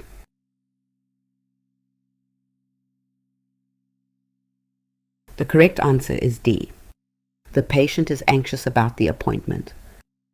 D is correct because repeated door checking, lost train of thought, trembling hands, chest tightness despite normal vitals, and declining company together fit anxiety perfectly, which is exactly the modest inference the passage's details support.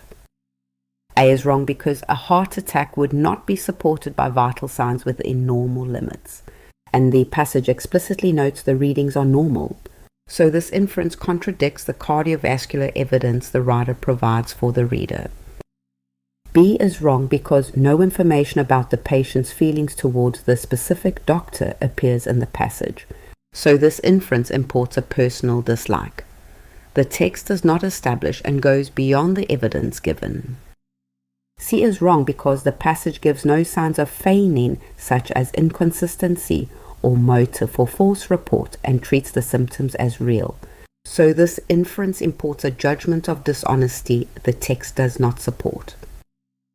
Passages often hide a person's feelings but show their behavior. Since emotions are invisible, readers must infer the hidden state from visible traces in action, speech, and body. Consider a patient who checks the door, loses her train of thought, has trembling hands, and feels chest tightness. These behaviors all converge on a single feeling: anxiety. Each behavior alone is ambiguous, but together they point to one explanation. The normal vital signs matter too, since they rule out a physical cause and strengthen the case for anxiety. A careful reader tests rival feelings against the evidence. Boredom would not cause trembling, and anger would not explain door check-in or pleas for information. So only anxiety fits every clue. The skill is to name the feeling that explains all the behavior while using ruled out alternatives like normal vitals to avoid overreaching into an unsupported diagnosis. Question 38. The hospital cafeteria switched to a salad bar and reduced fried food offerings in January. By summer, Employees reported losing weight and feeling more energetic, and absentee rates among staff had dropped noticeably. Cafeteria revenue rose, and outside vendors began competing for the new contract. What can be reasonably inferred from the passage? Your options are: A. Fried foods are universally unhealthy. B. The food changes preceded positive outcomes. C. Outside vendors were preventing change earlier. D. Salad bars cure absenteeism everywhere. Which would you go with? Lock it in before the reveal.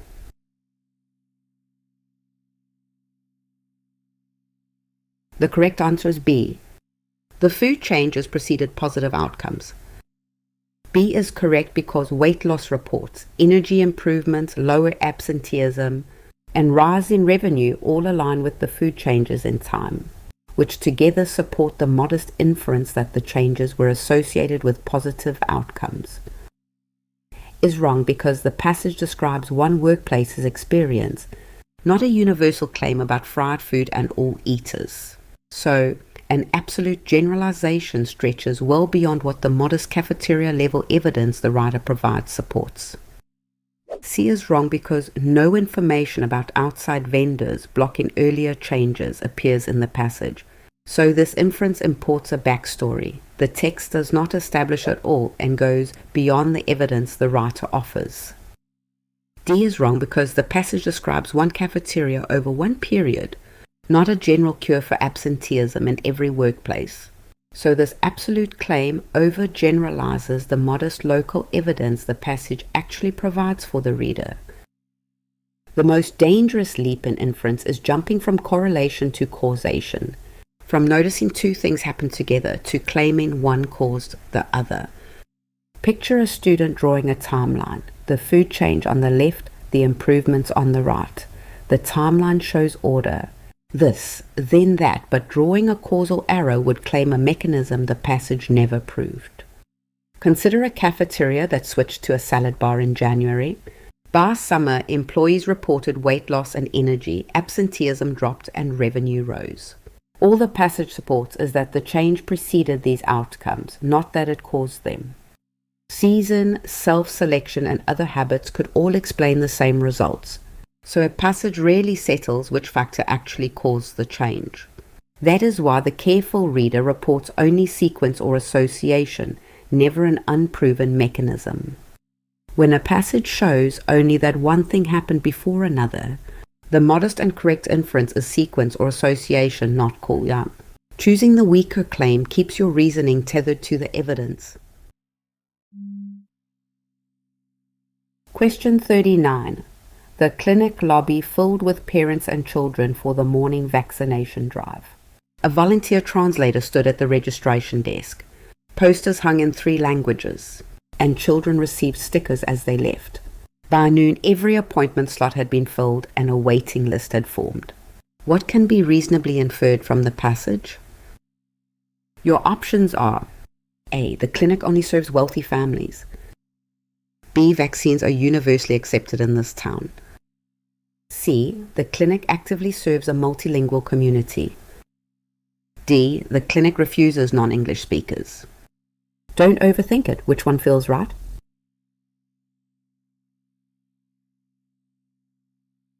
The correct answer is C. The clinic actively serves a multilingual community. C is correct because a translator on staff and posters hung in 3 languages together support the modest inference that the clinic actively serves a multilingual community, which is exactly what the cues in the passage point toward. A is wrong because income status is not mentioned in the passage at all, and translators and posters in multiple languages suggest accessibility rather than wealth. So this inference imports an economic claim the text does not support. B is wrong because universal acceptance would require evidence of every family in town, but the passage describes one event with a waiting list, which is consistent with high but not universal demand. So the claim overreaches the cues. D is wrong because refusal of non-English speakers is contradicted by the translator's presence in multilingual posters, So this inference inverts the accessibility evidence the passage explicitly provides and lands opposite to what the cues actually support. Some passages never state their point directly. Instead, they scatter small details that individually prove little, but together point clearly to one conclusion. No single clue carries the weight of the conclusion. The skill is synthesis, gathering scattered details into the one reading they jointly support, without fixating on a single clue or stopping short of the full pattern. Picture a clinic lobby, a volunteer translator at the desk, posters in 3 languages, children getting stickers, and every slot filled with a waiting list by noon. No single detail proves much, but together they support one clear inference. This clinic actively serves a multilingual community. Exam writers test the balance between overreach and timidity. Calling the clinic merely busy ignores the language clues, while naming one specific ethnic group invents facts the passage never states. The supported inference matches the full breadth of the evidence, no more, no less. When several small clues point the same direction, the right inference is the one that ties them all together and stops exactly where the evidence stops. Question 40. The new graduate spent 15 extra minutes after report reviewing each patient's chart. She wrote down the medication times in her own pocket notebook even though the bedside computer displayed them. Her assignments ran long, but no medication errors appeared on her audits over 6 months. What can be reasonably inferred from the passage? Your options are: A. Her preparation may aid her safety record. B. She does not trust the computer system. C. She is slower than every other nurse. D. She will eventually quit out of frustration. Got a guess? Lock it in.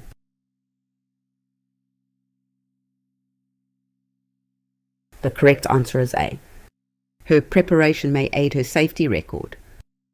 A is correct because extra chart review, handwritten medication times, and a clean 6-month audit record together support the modest inference that her thorough preparation may help her safety record, which is exactly what the cues suggest.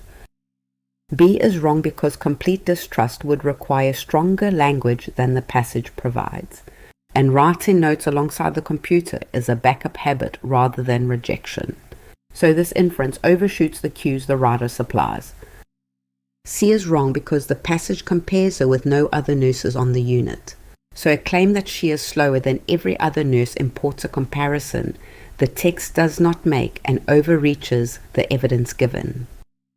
D is wrong because no information about her future plans, frustration level, or career trajectory appears in the passage, so this inference imports a conclusion about quitting that the text does not support in any of its details.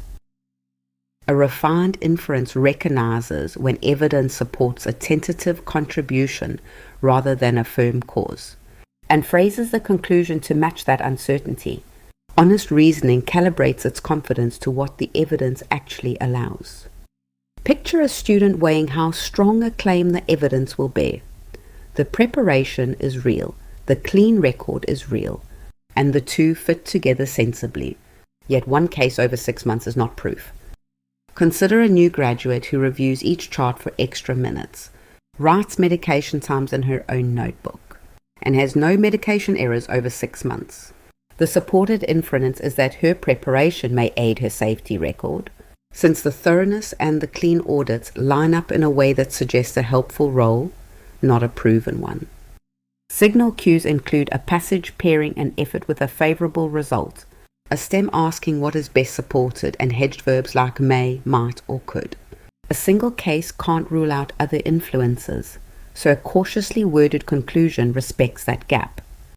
A tentative claim fits suggestive evidence, while a firm causal claim needs proof the passage doesn't supply. Matching the conclusion's confidence to the evidence keeps a plausible contribution from becoming an overclaim. Question 41. Studies have found that adults who eat breakfast tend to score better on attention tasks during the morning hours than adults who skip breakfast. Researchers note that the association does not prove causation, since many breakfast eaters also sleep more and exercise more. Which inference is best supported by the passage? Your options are A. Skipping breakfast directly causes poor attention. B. Breakfast is the only way to focus, so all adults must eat breakfast daily. D. Breakfast is associated with better attention. Which one is it? Pause the video if you need more time.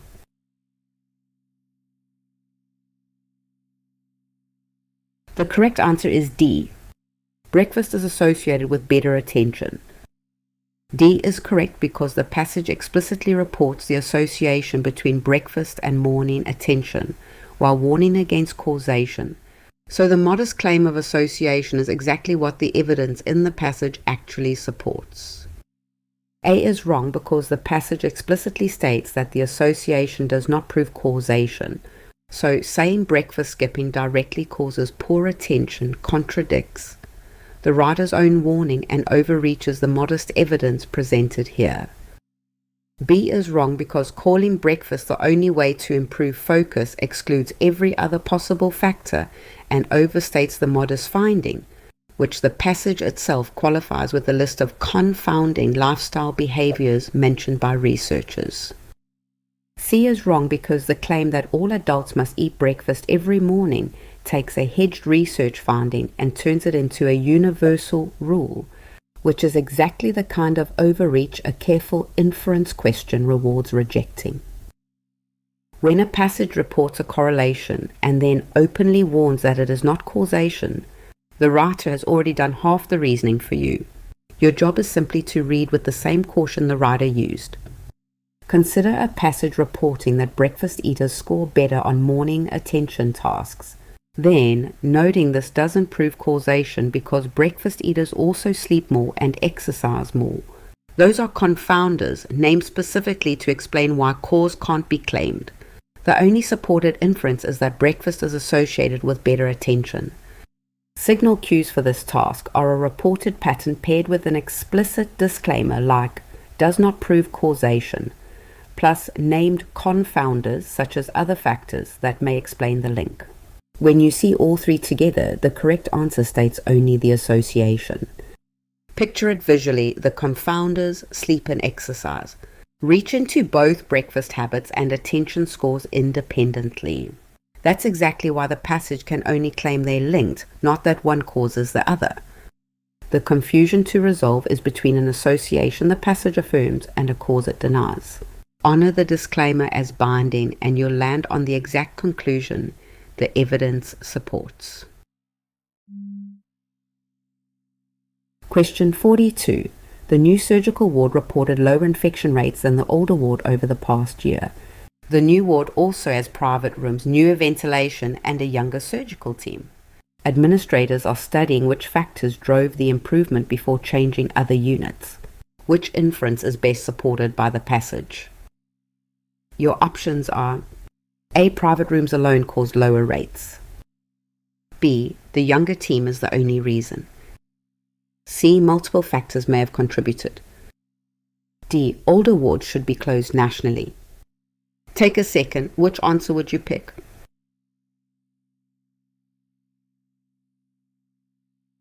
The correct answer is C.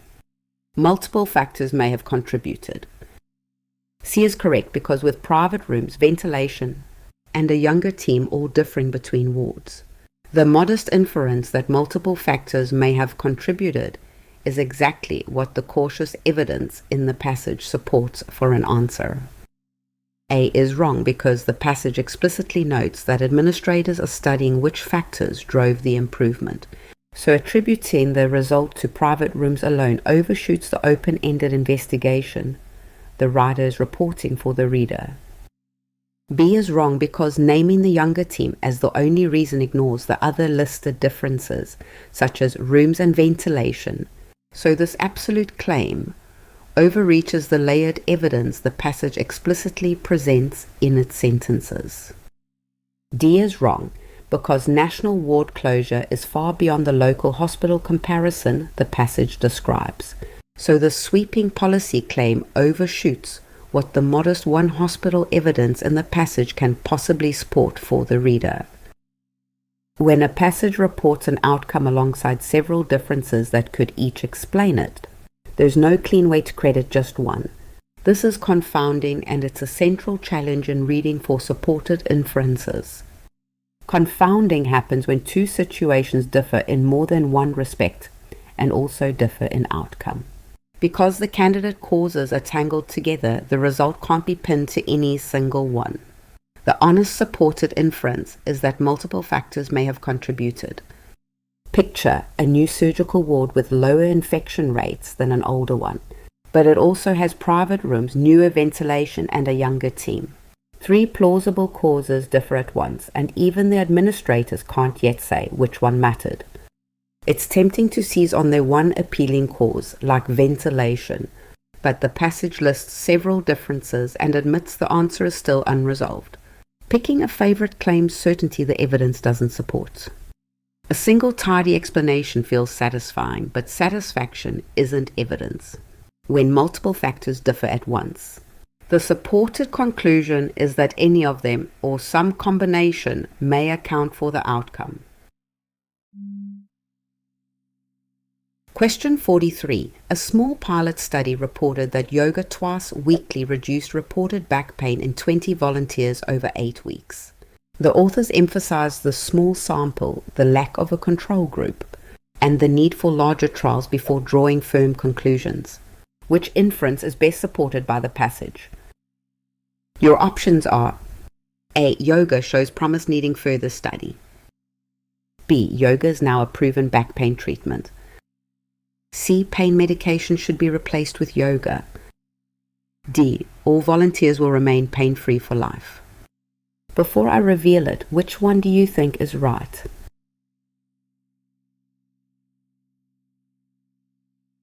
The correct answer is A. Yoga shows promise needing further study. A is correct because with a small sample, no control group, and the author's explicit call for larger trials, the modest inference that yoga shows preliminary promise that needs further study is exactly what the cautious evidence supports. B is wrong because calling yoga proven contradicts the author's own warning about sample size and the absence of a control group. So this absolute claim directly overshoots the hedge finding the passage explicitly presents for the reader. C is wrong because the passage does not compare yoga with pain medication at all, so calling for medication replacement imports a clinical recommendation. The text does not make and overreaches the modest pilot evidence presented. D is wrong because lifelong outcomes for the 20 volunteers go far beyond the 8-week observation window. So the sweeping claim about lasting effects overshoots the short-term evidence the passage actually offers about the small group. A mature reader doesn't just absorb a study's finding. They read the limitations the researchers themselves list, and let those caveats calibrate exactly how strong the conclusion can be. When authors flag a small sample, no control group, or the need for larger trials, they're telling you exactly how far the result can travel. A careful reader takes those admissions seriously instead of skimming past them. Exam writers test whether you avoid both extremes. Overreading treats a pilot study as settled proof, while underreading dismisses it as worthless because it's small. The supported inference sits between them, promising but not yet proven. Picture a small pilot study. 20 volunteers doing yoga twice weekly saw reduced back pain over 8 weeks. The authors named their own limits: small sample, no control group, need for larger trials. And the honest conclusion sits right at the meeting point of both. A preliminary finding is real evidence, but the researcher's own stated limits cap how far it reaches. Reading the result and the caveats together and concluding right at their intersection is what respects the study on its own terms. Question 44.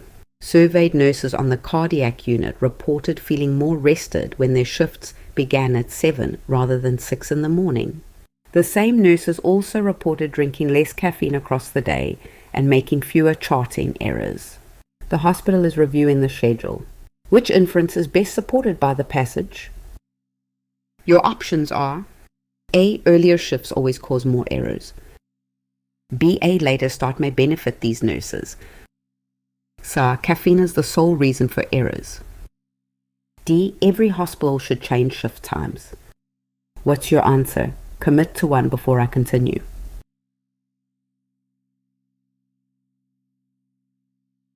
The correct answer is B. A later start may benefit these nurses. B is correct because with reports of better rest, less caffeine, and fewer charting errors all linked to the later start. The modest inference that a later start may benefit nurses on this unit is what the evidence supports. O is wrong because the absolute claim that earlier shifts always cause more errors goes far beyond the unit level survey the passage describes. So this sweeping causal claim overshoots the modest local evidence the writer offers the reader. C is wrong because calling caffeine the sole reason for errors picks one factor out of several and treats it as the whole explanation, which contradicts the passage's joint mention of rest, caffeine, and charting and overreaches the cues. D is wrong because national policy across every hospital cannot be supported by one cardiac unit survey. So this sweeping claim overshoots the modest local evidence the passage actually provides about a single workplace and team. Inference isn't just about what a passage supports, it's also about how far that support reaches. A good conclusion stays tied to the exact group that was studied rather than stretching to everyone. Picture a student drawing a circle around the surveyed nurses on one cardiac unit. Inside that circle, a later start lines up with feeling rested and fewer errors, but outside it, the passage says nothing at all. The passage reported that these particular nurses started at 7 instead of 6, drank less caffeine, and made fewer charting errors. That evidence belongs only to this group, so the conclusion must stay inside their circle. The supported inference is that a later start may benefit these nurses, not that it benefits all nurses or all workers everywhere. Notice the hedge. May matches the limited reach of the evidence, while a universal claim outruns it. Exams reward readers who resist the leap from one studied group to a universal rule. Always ask who has actually studied and keep your conclusion inside that circle. Question 45. A community health worker reported that home visits reduced emergency room use among 5 chronically ill patients in his caseload over 6 months. Outcomes are encouraging, but the worker noted the small number of patients and the absence of a comparison group make broad conclusions premature at this stage. Which inference is best supported by the passage? Your options are A. Home visits prevent all emergency use. B. Hospitals should fire emergency department staff. C. All chronically ill patients need home visits. D. Home visits show promise needing more study. Pick one. Trust your gut. Here's your chance to test yourself.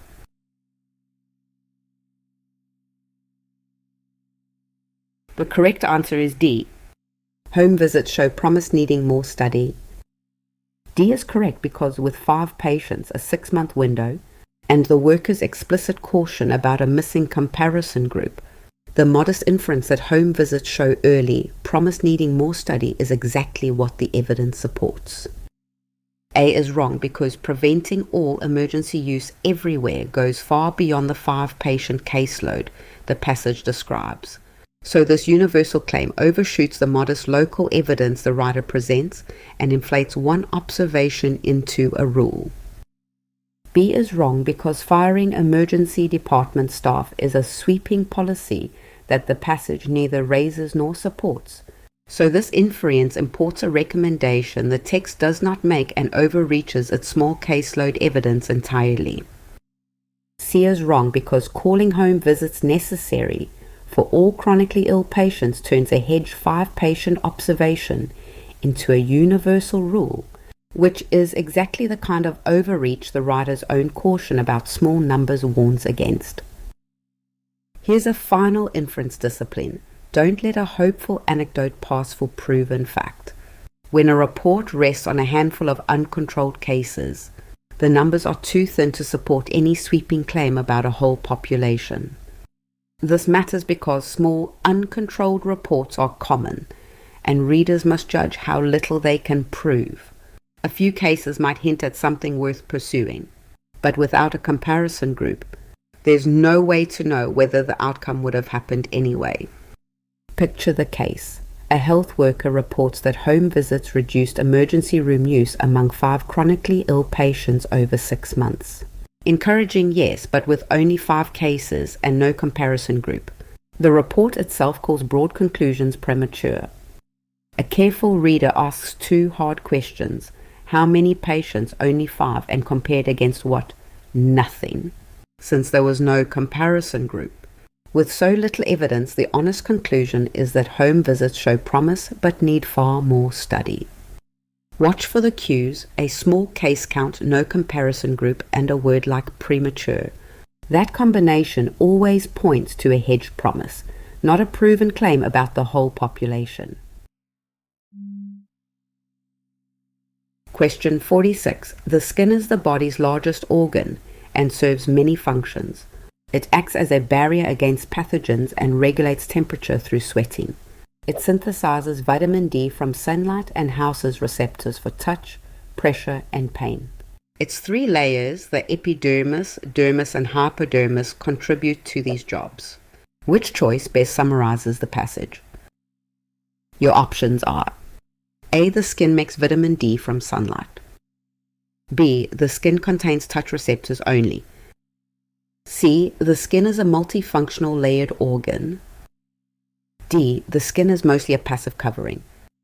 Which would you go with? Lock it in before the reveal.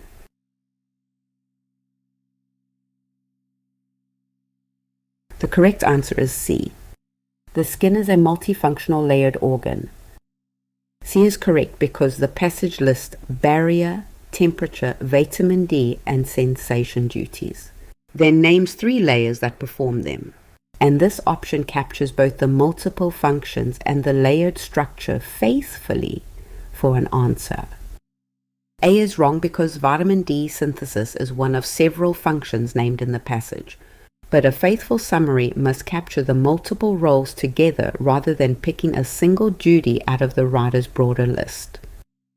B is wrong because touch receptors are one of several sensory roles named, but a faithful summary cannot claim only when the passage lists pressure and pain as well.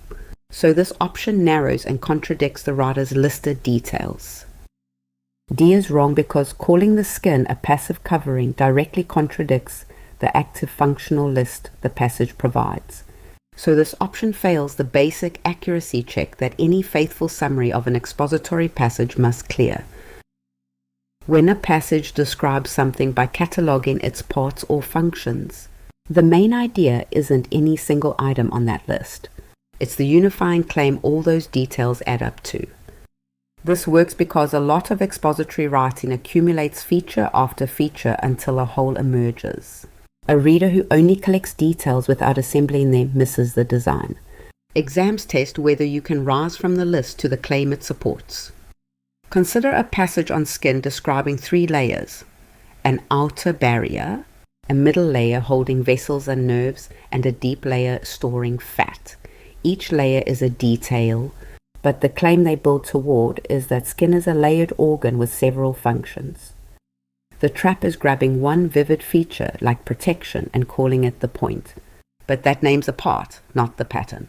Only the claim that spans every listed feature is the right size for the main idea. Look for a single feature and you found a supporting detail.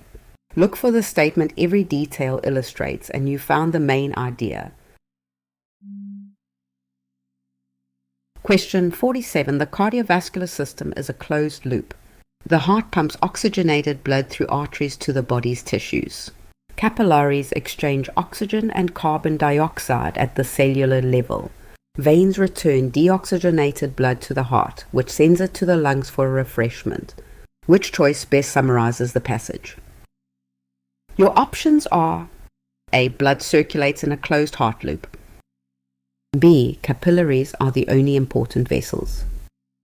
C. The lungs belong to the digestive system. D. The heart pumps only to the lungs. Don't overthink it. Which one feels right?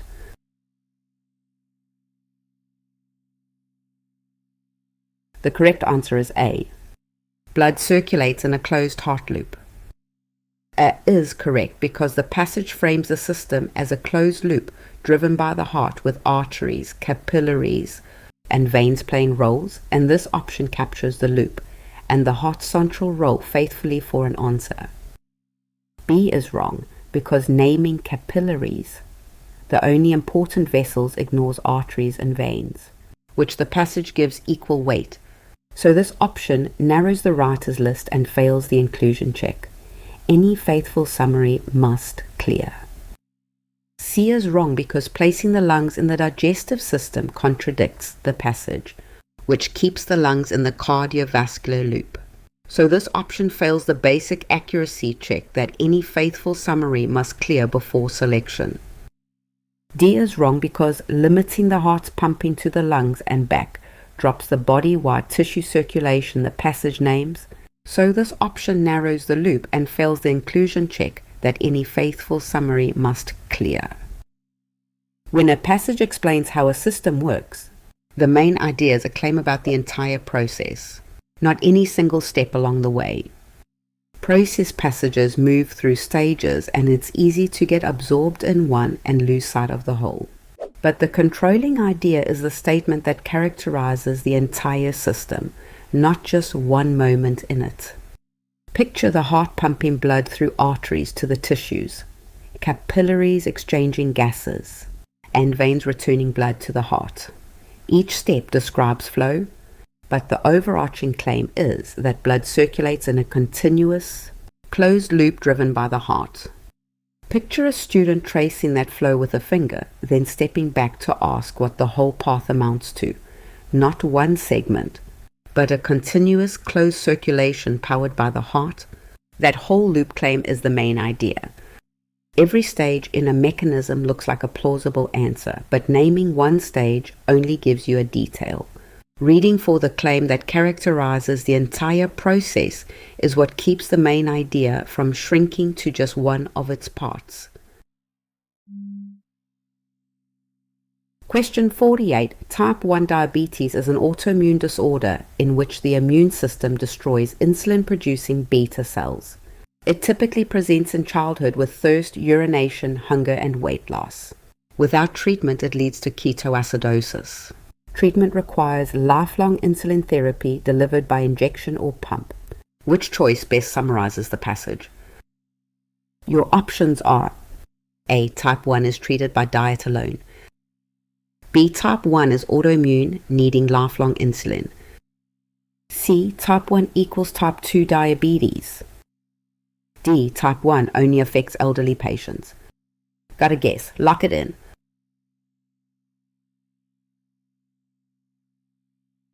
The correct answer is B. Type 1 is autoimmune, needing lifelong insulin.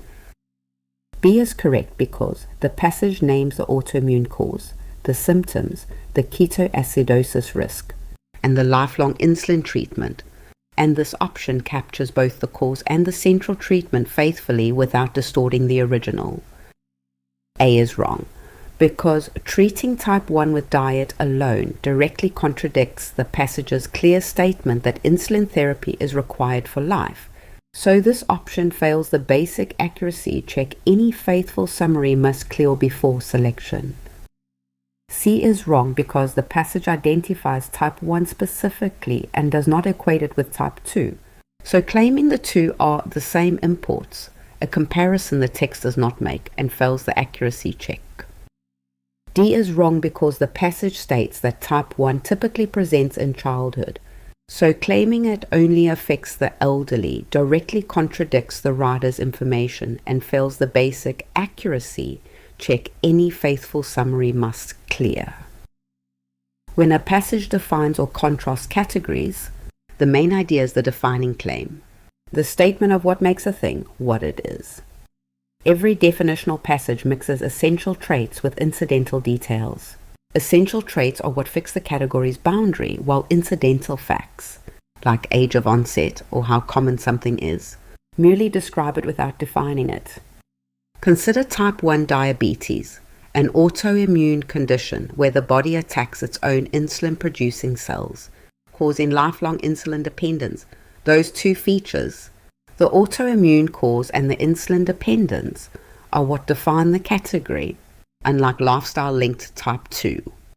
A careful reader lists only the traits the passage treats as essential, the autoimmune attack and the lifelong insulin need.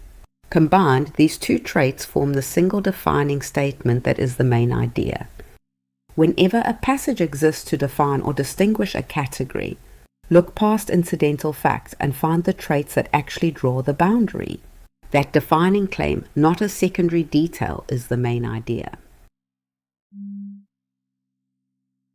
Question 49. Stress in the right amount mobilizes us to meet emergencies. The trouble starts when stress becomes chronic. Sustained activation raises blood pressure, suppresses immunity, disrupts sleep, and accelerates heart disease. The modern epidemic of stress-related illness reflects not the existence of stress, but the absence of recovery time. Which choice best summarizes the passage? Your options are A. All stress is harmful and avoidable. B. Stress only matters during emergencies. C. Sleep is the most important stress factor. D. Acute stress helps but chronic harms. Which one is it? Pause the video if you need more time.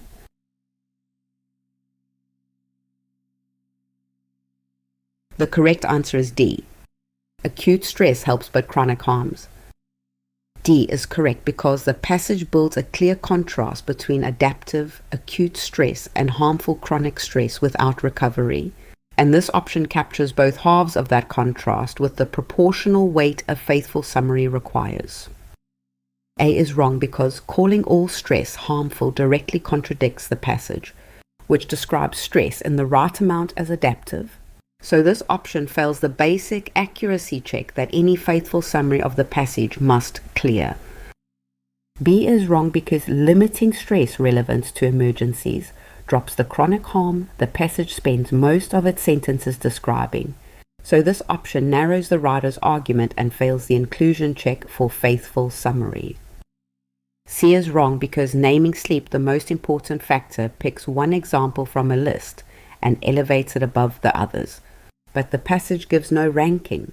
So this option distorts the writer's balanced list and fails accuracy.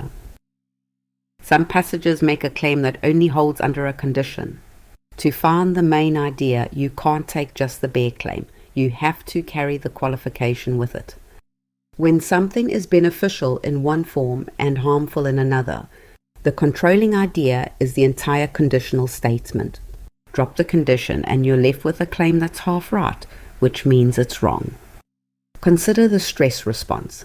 It's helpful in the short term, sharpening focus and mobilizing the body for a challenge, but damaging when it becomes chronic, wearing down the same systems it briefly aided. The main idea is that stress helps in acute form and harms in chronic form. These are two halves of one conditional claim, divided by the acute versus chronic distinction, and a reader must keep both halves attached. A candidate answer that keeps only the benefit or only the harm is a partial reading. The complete controlling idea always carries both sides and the condition that divides them. Question 50. Hospice care is misunderstood as giving up. It is actually a deliberate reorientation away from cure, when cure is no longer possible, toward comfort, dignity, and relief of suffering. Multiple studies show hospice patients often report higher quality of life, and in many cases live as long or longer than those pursuing aggressive treatment. Which choice best summarizes the passage? Your options are A. Hospice patients always live longer. B. Hospice serves only end-stage cancer patients. C. Hospice is goal-directed comfort, not surrender. D. Aggressive care should never continue. Take a second. Which answer would you pick?